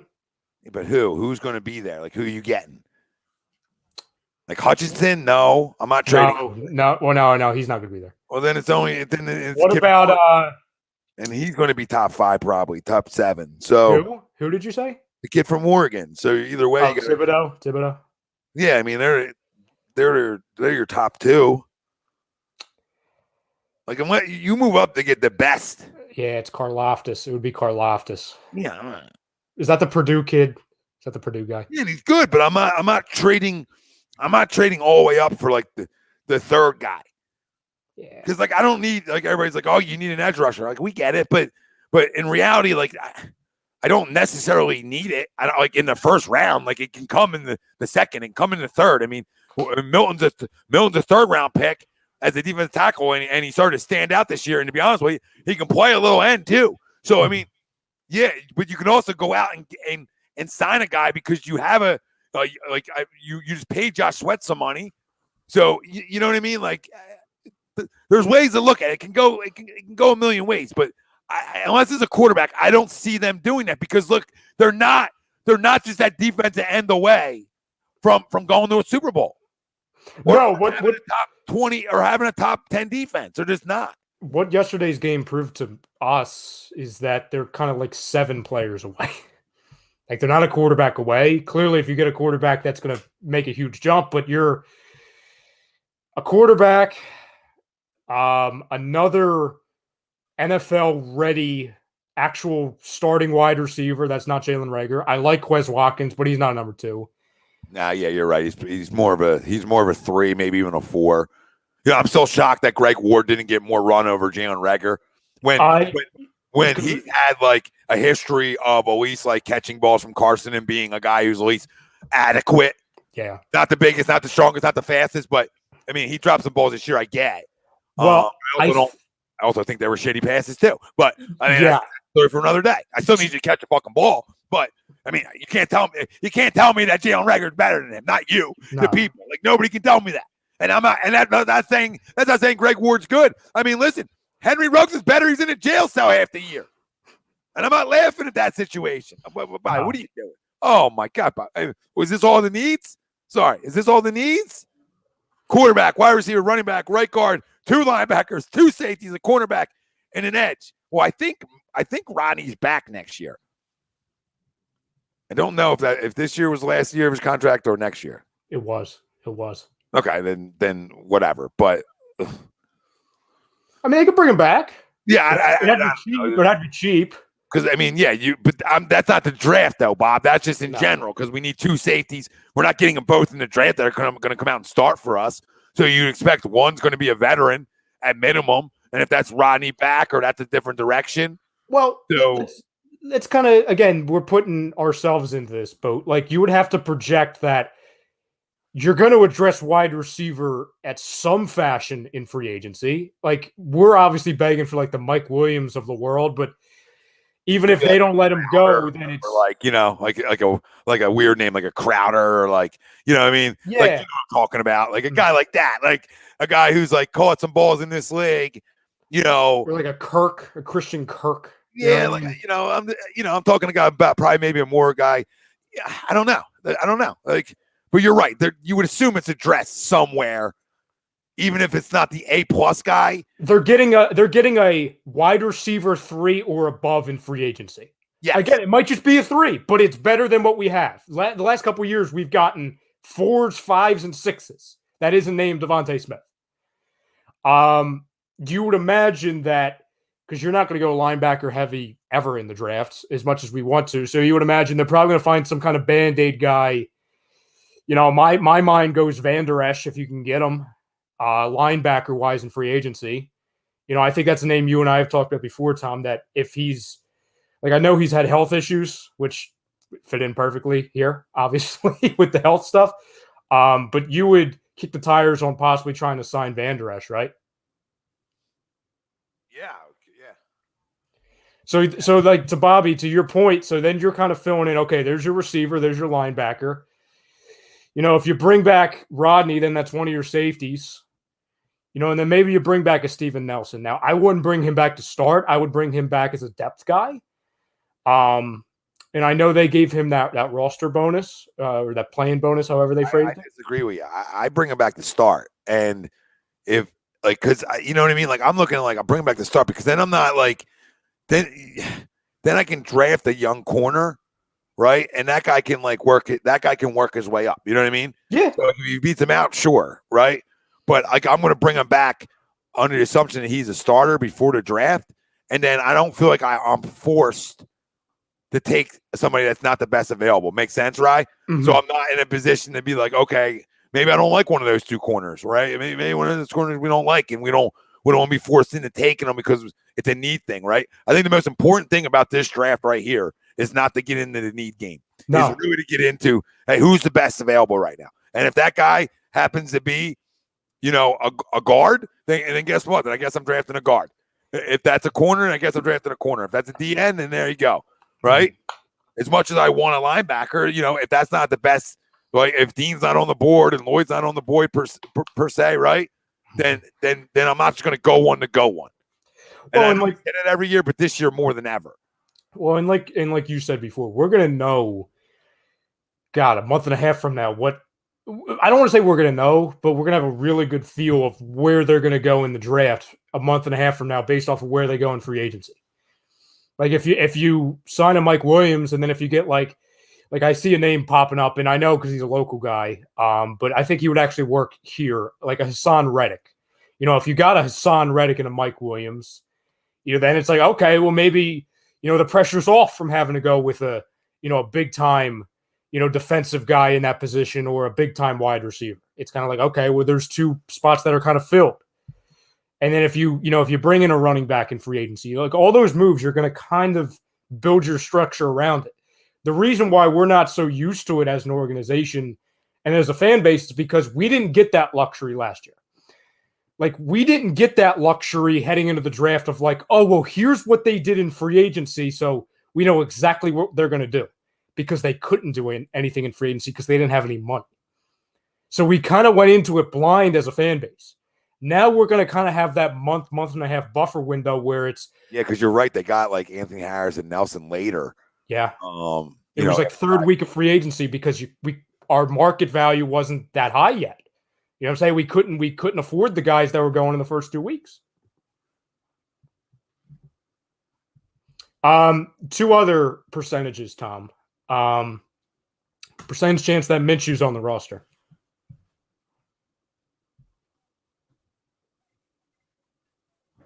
$90. And percentage chance that Jonathan Gannon is still the defensive coordinator. I mean, I know there's a lot of idiot owners around the league, but I just don't know how anybody hires that guy. So I would say like 95% chance he's back. But maybe there's always a chance there's an idiot. So realistically, I'd say 60% chance he's back. 60% chance. The teams get desperate. Yeah. Keys and Chris Dunn. You said there's a 0% chance for Gannon? Oh, please don't threaten me with a good time. Yeah. 35 for Bryce. Yeah, and for anyone who doesn't know what we're talking about, the Texans, I think, are the third or fourth team to request an interview for Jonathan Gannon for their head coaching spot. And I know Tom and we talked about this before the show. You guys didn't see this, but I think as Eagles fans, we have one message to the the Texans and the Broncos and the Vikings and all these teams that are interested in Jonathan Gannon. It's summed up like this. Take it! Oh, take it! Take it! Take it! Just take him. Please. Like, you think he could be a head coach? Please give him that opportunity. I would love to see the guy get the opportunity, right, Tom? Well, Jonathan Gannon's the main reason we were down 17 early and really 14. And, there's people out there that don't agree with me, right? And I'm not the guy who's going to blitz every play, but I'm also going against Tom Brady. I've also watched guys like Taylor Heineke and Wilson and other guys really get their feet under them in football games. And we allowed that to happen. Why? Because our front four isn't good enough, right? They're not going to create that kind of pressure. And the other thing with Tom Brady is, somebody, and there was an article out that Tom Brady loves man-to-man. Tom Brady loves whatever, okay? Like, Tom Brady's seen it all. So the only way you're going to maybe rattle Brady is pressure, not allowing a guy who loves to go underneath on you to play everything in front of you. Like, that doesn't make sense. And I wouldn't want to make that guy beat me over top, right? I would want to make that guy take shots. I wouldn't be scared of Scotty freaking Miller or whoever the hell, I'm scared of these guys like they're AB and Godwin. I mean, calm down. So guess what? You got long corners. You got physical corners. Get up, bump a little bit, bring an extra guy once in a while. Make him have to make decisions even faster. Try to make it at least harder on him. And guess what? How can the result be any different than what it was? Because the results were 14 points by being missionary. So listen, to win playoff football games, you got to dictate how you want to play. I said this leading up to this week, all right, that there's no way we are even competing in this game if two things happen. If Jalen Hurts couldn't throw the football enough, right, and if Jonathan Gannon was missionary. They were the things. Well, guess what? Early on, we got both. And the reason for our slow starts, twofold, is because of our defense. It's because our defense, and I don't think it's even this. Listen, do we have world beaters out there? No. Are we the great defense of all time? No. But there's still talent on this defense. Like, let's not run away like it's like the worst defense of all time. Like, they're not great, but they're serviceable, right? And then as soon as he started, going man and bumping guys, right, they started getting a little bit pressure. Why? Because now he's got to wait that extra half a second. When you're 10 yards back, he knows where he's going with the football. When you're bumping and he don't know if an extra guy's coming, or he might know an extra guy's coming, right? He's still got to read that better, because if you get a guy off a route a little bit, that takes an extra half a second. This is what people don't fucking understand. So I'm going to, you can't let Brady beat you over top, because then it's ball game. It was ball game either way. So bring guys.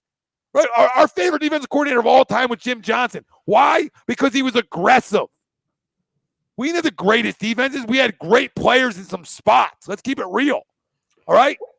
We had really good football players on that defense. Like, Dawkins is a Hall of Famer. I get it. But, like, not every player was a Hall of Famer. He made a lot of guys really good because he put them in positions to be successful. He had long corners in Bobby and Troy. So what did he do to you? He said, okay, I'm going to bump you. I'm going to be physical with you.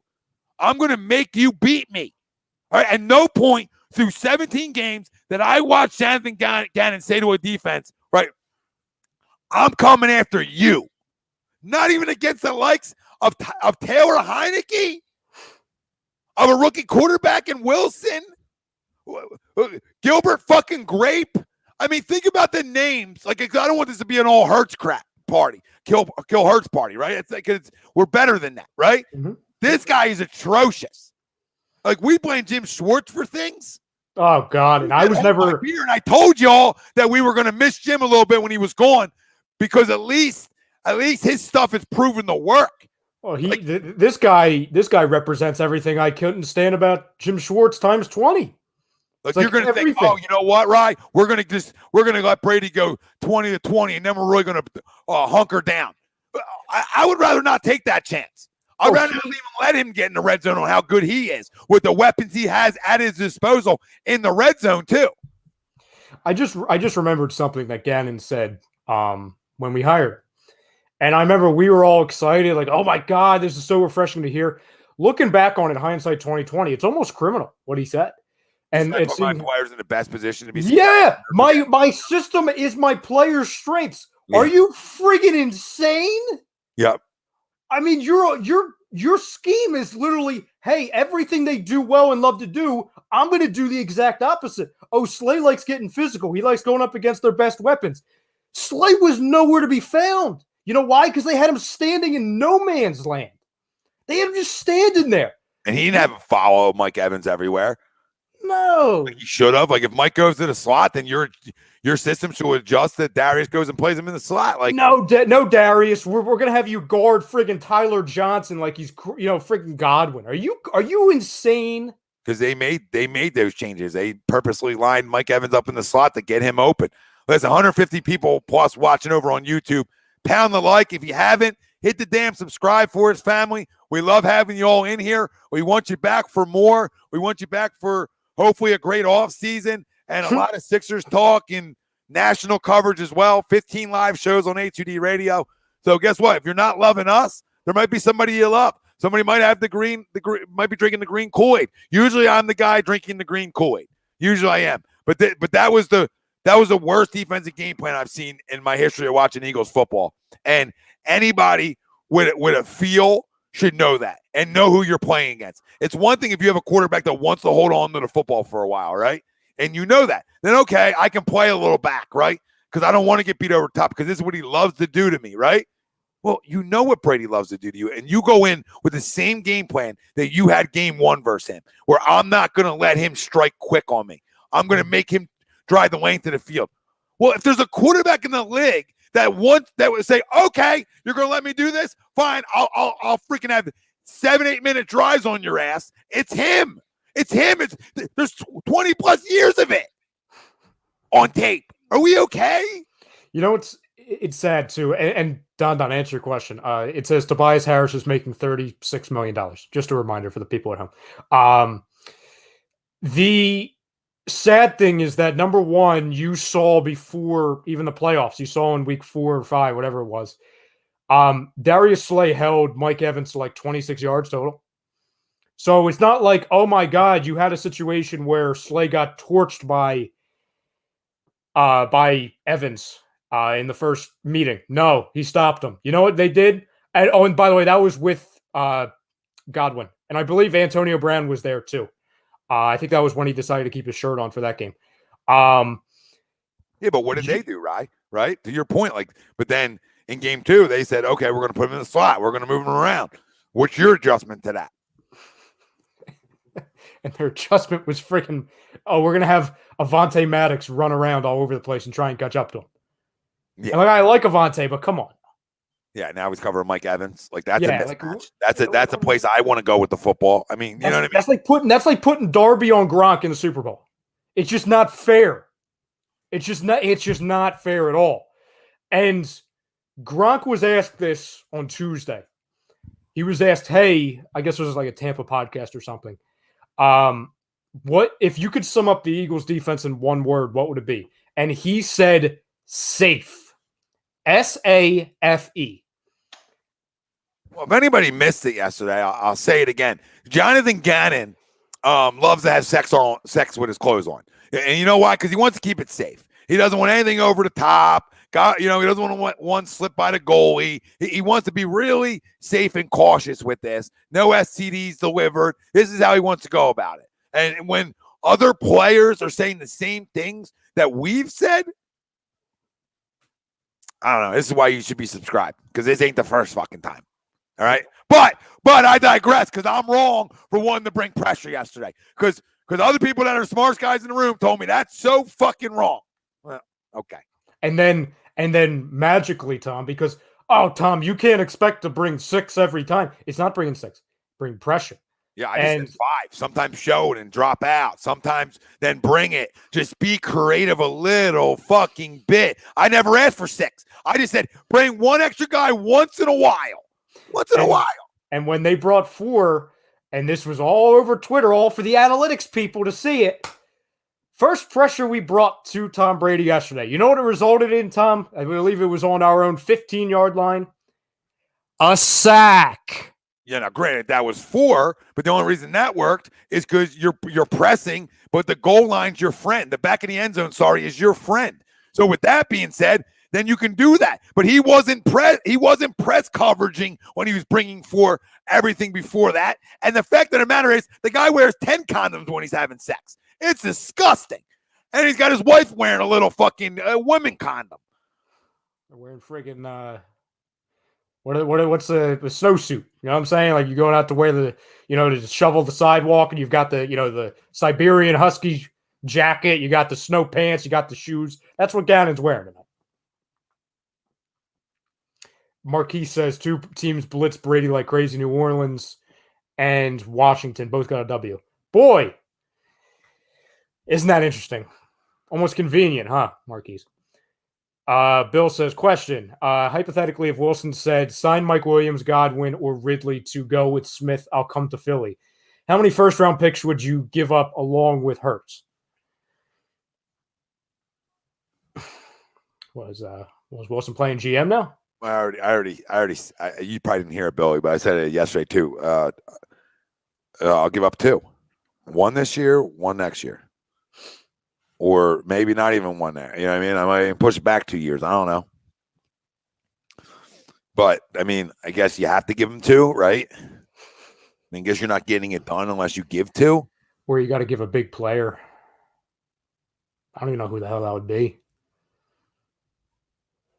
And I see a bunch of people saying, like, oh, what's the stance on Fletcher Cox? You're not getting rid of him. He said today, and like I said, he's been disappointing and everything, but his cap hit's extremely high. I think it's in the 20s.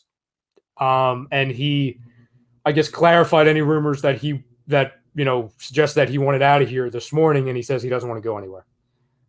So anyone asking, like, oh, is Fletcher going to be here? I think Tom and I are kind of in the same boat. I would imagine he is still here. I'm okay with Fletcher 1 more year. At least I know, like, he can still play a little bit. He's not nowhere near what he was, but it's a better alternative than not having any depth there. At least you come in the next year saying, hey, I got 3 D tackles that I really like in Cox, Hargrave, and Williams, right? So I think it brings you into a better year. If his cap hit wasn't as much, if it was like $5 million. If you traded him, then I think he's gone, right? But being it's that much, I just don't see them eating more money again this year when that money will just come off the following year anyway. Jeremiah, and fam, we'll do this, in a handful of weeks. We'll do a show with like the percentage, the stay or go thing. But just to answer your question, 0. It better be 0. But is he under contract? No. This was his 5th year. Then I don't think he's back. Unless it's like a 1-year deal, unless he's like willing to take like a 1-year deal, because he hasn't proven anything more than that, right? So if it's like, hey, you want to take a 1-year deal and come back, I'll take you back, just because I can't have enough guys who can at least maybe get some pressure, right? But not as like my starter. You know what I mean? You know what I'm saying, guys? Yeah, like put him into like a Kerrigan role to where he's playing like 30. But like, I'm not rushing that Derek Barnett back. No. Last thing real quick, and then I have a Sixers question for you, Tom. TTP says, I'd give up 3 for Wilson, 2 this year, 1 next year, trade for Ridley, draft another O lineman, and have the most explosive offense in football next year. Let's go. What are you doing about the defense, though, TTP? What are you doing about the defense? You're giving up 3 first? I'm not a big first round pick. Like, I don't care, right? But like, we're giving up 3. Okay, we better fucking draft the hell out of our later picks then. Yeah, so you're basically giving up all better be hits then. Mm-hmm. We can't afford misses then, because then we're going to go backwards real fast. So what he's saying, you're giving up 15 and 19. You're keeping 16. TTP, I don't know if you're saying draft an O-lineman with 16 or draft an O-lineman in like the 2nd round or something. And then you're then you're sending another pick next year with a 34-year-old quarterback that you then have to pay. And you still don't have a ton of pieces on defense. I don't know, TTP. I don't know. I love Russ, but I wouldn't put it past Howie, but I don't know. I gotta sit on that one. Umberto, to be honest with you, brother, I don't know if I want to give up 3. I mean, I think I can do it without 3 guys. I don't think it takes 3. I mean, I feel like a first this year, a first next year, and maybe a third, and you sprinkle a 4 in there, or you got 2/3 this year, so maybe a first this year, a third this year, and a first and a third next year get it done. Like, I don't think you have to go that route. I don't think it has to be 3 firsts. Like, there's other ways to do it, right? Not saying that gets it done, but I think that gets it done too. 2 firsts and 2/3. Yeah, I don't see why not. I mean, Again, okay, you give up 2 this year. Okay, I'll give up 2 this year knowing I don't have to give up 1 next year. See, like, I'm meeting you guys in the middle here. Like, okay, you want 2 this year, and I don't have to give you 1 next year? Fine, I'll give you the 2 right now then for him. It's all about it. I'll give up 2. 3 first is crazy to me. It's insane. It's insanity. Right? It really is. There's no need. You don't have to. No. First this year, first next year. Throw in a second. Right? I mean, you got to value your first a little bit. What is this? Cal, he says, trade for Calvin Ridley, 1 first, and Rager would do it. I feel like adding Rager into that would be a negative, to be honest, Cal. But anyway, he says, then you sign Mike Williams in free agency. Imagine Ridley and Mike Williams. Then if Hurts doesn't get you better, you move on. Okay, like if that, I don't even know if the hell that's even friggin' realistic. But if that is a realistic option, then sure. Because if Jalen Hurts is still failing with DeVonta, Mike Williams, Calvin Ridley, then you just can't play football. Then you're not an NFL quarterback if you fail like that. And then I guess what you're saying too is with this, Cal, so you're trading 1 first. So say, for example, that's 16. So you're still sitting here with 15 and 19. So then you can get, your you could go 2 defensive players there. I don't have a problem with that. Do you, Tom?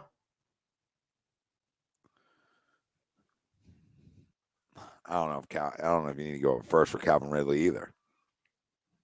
No, I don't even know. That's another guy. I just don't know what's going on.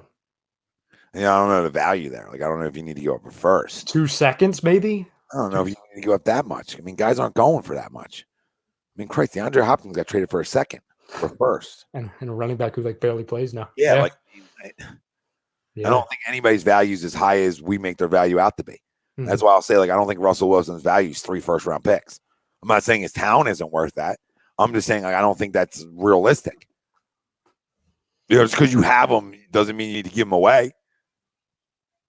Right? You know what I mean? Just because you have them doesn't mean they have to be in the deal. Mm-hmm. Like I told you, I think you can get it done with a first, a third, a first next year in Hurts. Right? I mean, you can get it done that way too.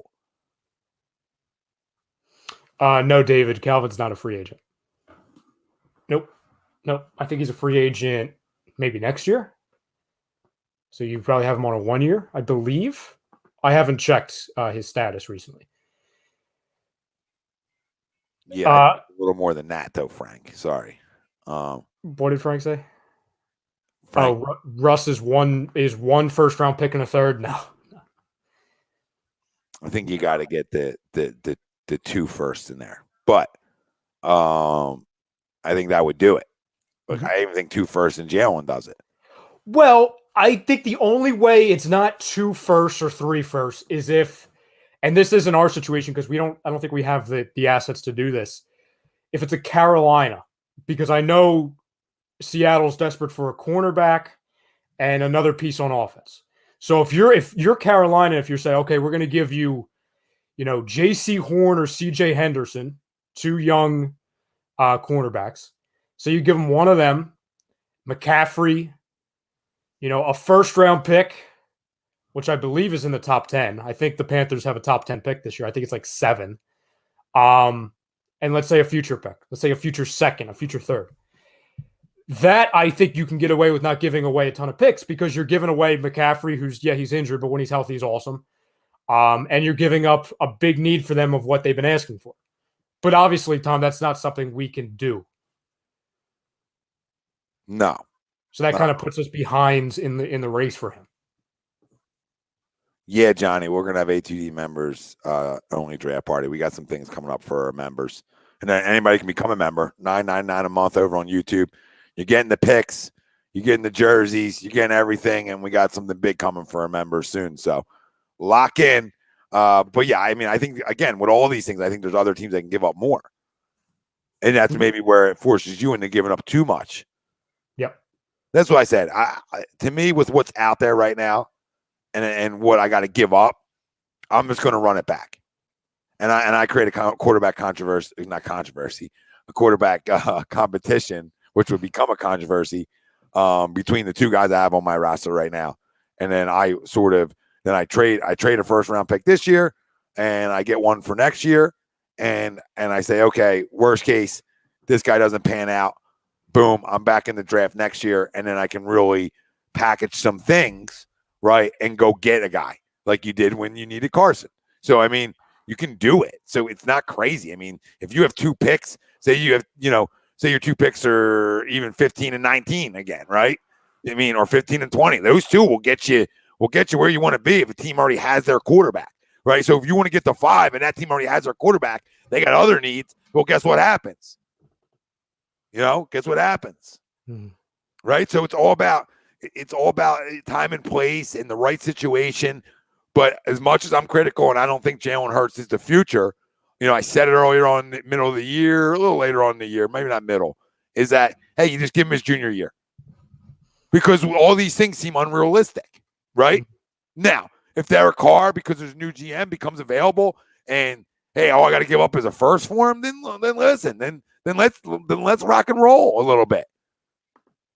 But I even think when you're talking about Russ, 2 firsts, like we're doing 2 firsts.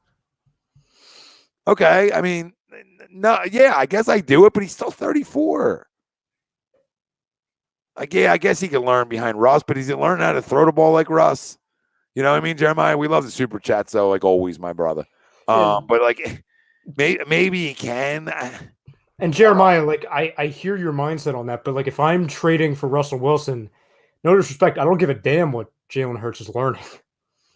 You know what I'm saying? Because my full attention goes to Russ. Like I can't think about Jalen then. Yeah, he's not going to learn anything from a guy from that. Like, I mean, then why doesn't what's his face in Green Bay just come in and spin it like Rodgers every time he comes in the game? Like, it doesn't just work like that. You got to have the talent. You got to have the it factor. And I think he has the it factor in terms of being a great leader and a great worker and those types of things. That's why I'll be willing to say, okay, because I'm not invested in you. I mean, it's a little bit of money. So I was like, okay, I'll bring you back for 1 more year. Or guess what? Maybe I give the keys to the other guy. I don't know, to start the year. And then look at quarterbacks the following year. I don't know. It's going to be a crazy all season because we know how they operate. My 2 questions before we head off here. Both Sixers, because like we said before, and I hear you, Jeremiah. He says, I'm just trying to keep as much value in my building. No, me too, Jeremiah. Me too. I want to make that clear too. This is like, I'm not trying to mortgage everything for one guy who I don't know if that one guy gets me to a Super Bowl, right? Remember that. As because I know now that the Eagles season's over, we're going to start shifting more into Sixers and NBA because unfortunately the next handful of months, especially now that the Phillies, they're not a team, doesn't look like they're going to be a team anytime soon. We're kind of going to be really reliant on the Sixers and Daryl Morey to kind of get us through the winter and probably the spring. Sorry, Bobby's right. Jeremiah been donating here for a while, and again, we can't thank him enough. Yeah. And Marquis says, "What size Russell Wilson jersey you want?" It's on me because Howie's about to pull a Howie. Just watch. I believe it. Like, you ask me what I think he does, Marquis. You know me by now. Yeah, I know what he's doing. And we'll wait to see if he does it because I also think there's another team in the mix there in our division. And that means you're going to have to probably give up the 3 firsts we're talking about. Tom, there's 2 in this division. Yeah, I don't know if Washington has the assets.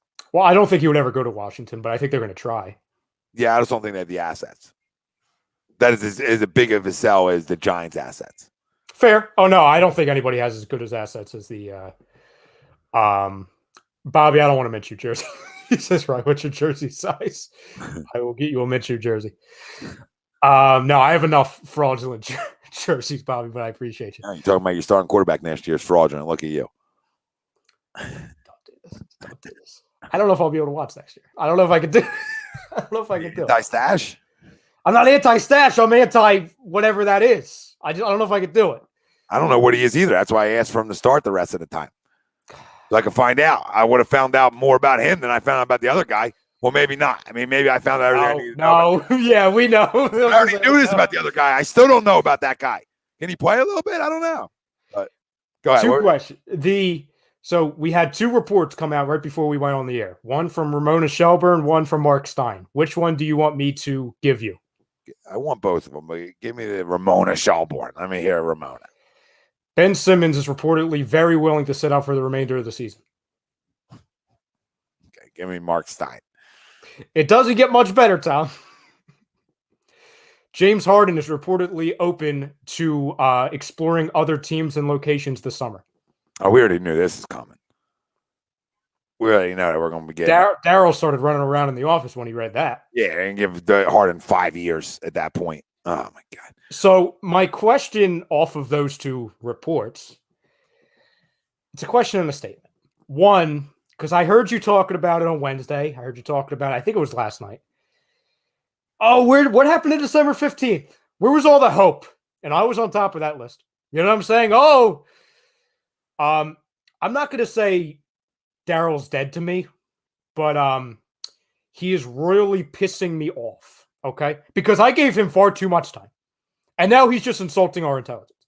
Like, not only is Embiid playing better, and ladies and gentlemen, he's playing better than any point than he did last year. And he was the MVP last year.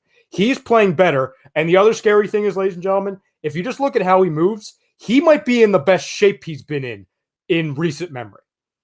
He's bouncy. He's all over the floor. He's amazing. So you mean to tell me, in the year where all those things start clicking, you're just going to call this season a wash? And I don't want to hear it. Listen, I know Joel said on the other night, oh, we don't need anything. That's Joel being a good teammate. That's him being a leader. If you do nothing, you are calling this season a wash with one of the most transcendent players of this generation, the best player in basketball right now. He is the best player in basketball right now. All these things going into play. Because your ego can't get hurt because you're taking a little bit less than you should for a guy who, I don't even know what the hell he is. I get it. He has all the things that he could have been. The guy doesn't play basketball. Doesn't want to play basketball here. He is, under my analysis, he is a retired basketball player. Well, didn't I ask you guys what Daryl Morey really did in Houston to deserve like all the maybe over accolades that he was getting coming here? Like he won a championship or something, right? So like, I wanted to keep that in people's minds when he signed here. Like, I like Daryl. I do. But, yes. I mean, this is more proof that you got caught with your pants down and you don't know what to do. And the fact that he's still here is such an indictment on you, Elton Brand, etc. It's the reason why you and I and a lot of people were happy about Daryl Morey coming here, Tom, is for one reason. It's not because of what he did, or in this case, did not do in Houston. It's because it was a sign from the organization to the fan base that what finally arrived, Tom? Urgency. Yeah. We were trying to win. You know, we're going in a good direction, right? And I agree. I still agree with that. But guess what? Like, so many people went on a crown party that, like, you know, we'd be able to get everybody we wanted and do whatever we want, right? And he's going to fleece everybody. Yeah, he's better than everybody. He's the best, exec in basketball and A, B, C, and D. And, you know, with all due respect to him, you know, he's not. To me, he's shown us everything but urgency. And that's what is horrible about it. I get it. Tyrese Halliburton isn't somebody who, you know, when this all started, you thought, oh, that's equal value. And it's not about equal value. That's what everyone needs to get through their friggin' heads. I needed to get through my head because a month ago I wouldn't be saying this. Equal value is not what's important right now. That ship has sailed. You're never going to get equal value again for him. You know why? Because he's never going to play basketball for you again. So it's only going to get worse. Mm-hmm. You need to find the best fit possible. If that's Tyrese Halliburton and Buddy Hield, you do that now. I'm not saying that that's awesome, but guess what? It fits. Tyrese Halliburton can play with Tyrese Maxey. He can actually play 1, 2, and 3 positions. He could play anywhere you want. He's not a De'Aaron Fox. So everyone getting mad that, oh, they don't want De'Aaron Fox. I agree with it. And I like De'Aaron. But I'm not so sure we don't have somebody who's going to be better than him already here. So, like, I get it. And he's somebody that, unlike Tyrese, that, he still has a way to go with things. But I get not wanting De'Aaron Fox as the main package. But there should be nothing stopping you from saying, hey, I want Tyrese Halliburton and Buddy Hield right now for Ben Simmons. There should be nothing that keeps you from doing these moves. But you're not in the position to say no to De'Aaron Fox. You're not in the position to say no to anybody. That's what I'm saying. If it's a top 40 player in the NBA, 50, you're not in the position to say no now. You think holding on raises value. Like if you got Maxey and Fox and you're running a little, how fast is your backcourt, right? When you run. Now you really run. You want to run teams up and down out the gym? Then run them. Like you can be creative. So I just because a guy's similar to another guy, I don't even like that thought process now. You got to move this guy. I've been yelling about moving him since the beginning, before the season started. It's a joke that he's still here. It's a flat out joke. It's a slap in the face to the fans here that pay a lot of money to go down, that spend their time watching the games. It's hurting my interest. And this joke is still on this basketball team. I can't believe I'm saying this, Tom, because I love the Sixers. I love basketball, but it's hurting my interest in the friggin' team. Yeah, me too. It's hard for me to get invested in them because it's this like unknown cloud over the head. It's the best way I can explain it to people out there when I'm a diehard, and I know you are too, Sixers watcher. It's hard for me to stay locked into an entire game right now because I have this cloud of like of bad and a bad and a bad taste in my mouth. And it's like, okay, when Joel goes for 38 and 10 or 34 and 12, some of these ridiculous performances, I keep back and I'm thinking to myself, for what? For what? Like, what does it mean? Another second round exit because your roster's not good enough? And that's what Daryl needs to understand. Like, I get it. Oh, well, if I don't get equal value, it's going to be a scar on my resume. Well, you know what's going to be a bigger freaking scar than that, Daryl? Us looking back on this like we do with the years of Donovan, to where he was it. He was that guy, and the organization could have gotten out of their own way and get him help. Well, there's no such thing as equal value for a guy not playing. Well, everything would be above value. Yes. You know what I mean? Then you're wrong because you're worried about him coming back and balling somewhere. I can't concern myself with that, right? Yeah. Like time's yours on that one, Ben. I can only concern myself with making my roster better. And nobody out here can tell me that's watched any bit of basketball that De'Aaron Fox doesn't make this roster better. I'm not telling you if we're cutting the nets down or not, right? But you can't tell me or anybody in the chat or Daryl, right? Not saying that you are in the chat is, right? But Daryl can't tell me that De'Aaron Fox doesn't make our roster better because he absolutely does. To what level? I don't know. But better than it is today, right this minute. Right this minute, our roster is better. And that's not on a crown party. No, it's a guy who's actually playing for his salary. Yeah, and this is what we don't have. We don't got have 70. I'm telling you, there's a million names you can hit me with that I'm like, hey, our team's better tomorrow. Yeah. Well, you've got $70 million that aren't doing anything. You had $70 million today, get you 7 points. And we're wasting Joel, like everybody's saying. And like you were saying, guy looks great out there, and this is where we're at. And it's a shame. And if he doesn't see this, he's watching everybody else's game. All right, I see him watching everybody else play basketball. Is he watching us? The biggest scar, I'll just end with this. The biggest scar on somebody's resume could be 4 years from now when Embiid's prime is probably over, not because of skill, but because of health. You're looking back on it and saying you wasted Embiid's best years because of ego. Yeah. What about scars? They with that scar tissue, Daryl. You freaking idiot. And I don't want to call Daryl an idiot, but you're acting like an idiot, Daryl. No, you're not an idiot. You're acting like an idiot. Do your job, Daryl. Like, do something. This isn't easy. I know this is not easy. I understand this because we know what this guy's upside is, and we know what he can bring to the table when he's engaged in it. But he doesn't want to be here. So you think, like, what are you, the greatest therapist of all time? Like, that you're going to make a relationship work? He doesn't want to be here. So knowing he's maybe willing to sit out the entire year, and then where does that take you next year? You think his value's raised after he didn't play a full season? You think around the league that value just all of a sudden goes up? No, the best time to strike is right now. I don't even want to hear about trading for Tobias Harris. Like, people are like, Tobias? Like, I'm not even there yet. You got to get rid of this. Well, that's the sad thing, too, is that if he's, and of all certainty, according to all of his words in the reports, he's going to let this play out until the draft. Well, okay, if you're just going to sit on that, if you're just going to, case close that for this year for the Ben Simmons stuff, then there's moves out there. I hear you, Tom. Tobias, that's a whole nother boat. Yeah, we'll get there. But there's moves out there that you can make that are going to help you now. A Danny Green and Furkan Korkmaz and a second-round pick for Goran Dragic is out there right now. A Danny Green, Korkmaz, and Paul Reed for Buddy Hield's out there right now. You know what I'm saying? Where if you're going to sit on your hands and if you're afraid to make the move for that guy, do it for guys that can help you. There are teams out there begging to get rid of players for nothing. Guys who can help us today. Yeah, I think I could have put something in for Cam Reddish. I think I could have put something in. I'm not crowning Cam Reddish. No.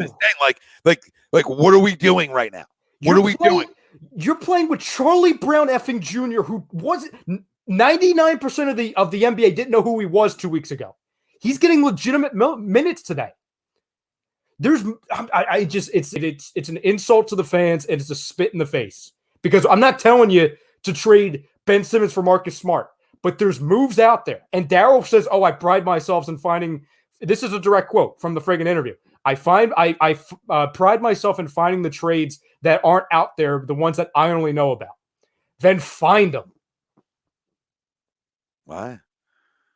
What do you say? Like, what? Yeah, finding the trades out there that only I know about. So I guess the trades that like the sneaky trade, I guess that's like a Danny Green for – Al Horford thing, Daryl, because nobody knew about that. I don't. Again, like the guy talks about how he's invented the word trade. Well, then trade. Do it. I can't anymore with it. I can't. Guy needs to be gone because we got a lot of Sixers to talk about, and this is the problem, right? Because anytime we try to talk Sixers and go Sixers direction, we are then pulled into the Ben Simmons direction. You can look at the same thing when you talk about the Eagles in the quarterback position. We're pulled into the elephant in the room. Well, I mean, the same thing here. We're pulled into that elephant in the room who's not even in the room, actually, and they're nowhere comparable in terms of people. So I'm not doing it like comparing Jalen and Ben in terms of people, right? Just in terms of this, if I could put Jalen Hurts' mindset into Ben Simmons' body, we would have 2 titles by now. Yeah. So we got a guy who didn't even play this year, and hopefully Darryl makes a move because I want to be talking about basketball moving forward, and I know we're going to be doing a lot of it, and this was a great show. We didn't even get to everything we wanted to as expected. We knew where this was going. So, and yes, you can just trade Simmons, and you can get Harden next year too. So, do it right. You do it right. But we'll see where it goes. We will see where it goes. Family, we love you. We thank you all for listening. Stay tuned for the Sports Hounds. They're coming up here any minute. And you got the boys on the Flight Zone later on at 9:30. So make sure if you haven't, hit the damn like, hit the subscribe. Stay with us. Stay with us. That's Ryan Brodo. I'm Tom Arnone. We'll see you again Wednesday night. We are brought to you by FanUp, and FanUp is the best way to enjoy fantasy sports, daily NFL contests, and more. Win great prizes. Sign up today. Use promo code A2D for 5,000 bonus points, $50 value. FanUp, right on the Apple Store. Go download. Go challenge. I accept them all. And Tobias Harris is getting paid $36 million, just like the whiteboard says, behind one Mr. Brodo. We love you all. We can't thank you enough for listening. Hey, help us get to 10K on YouTube. Pound the subscribe. Let's go.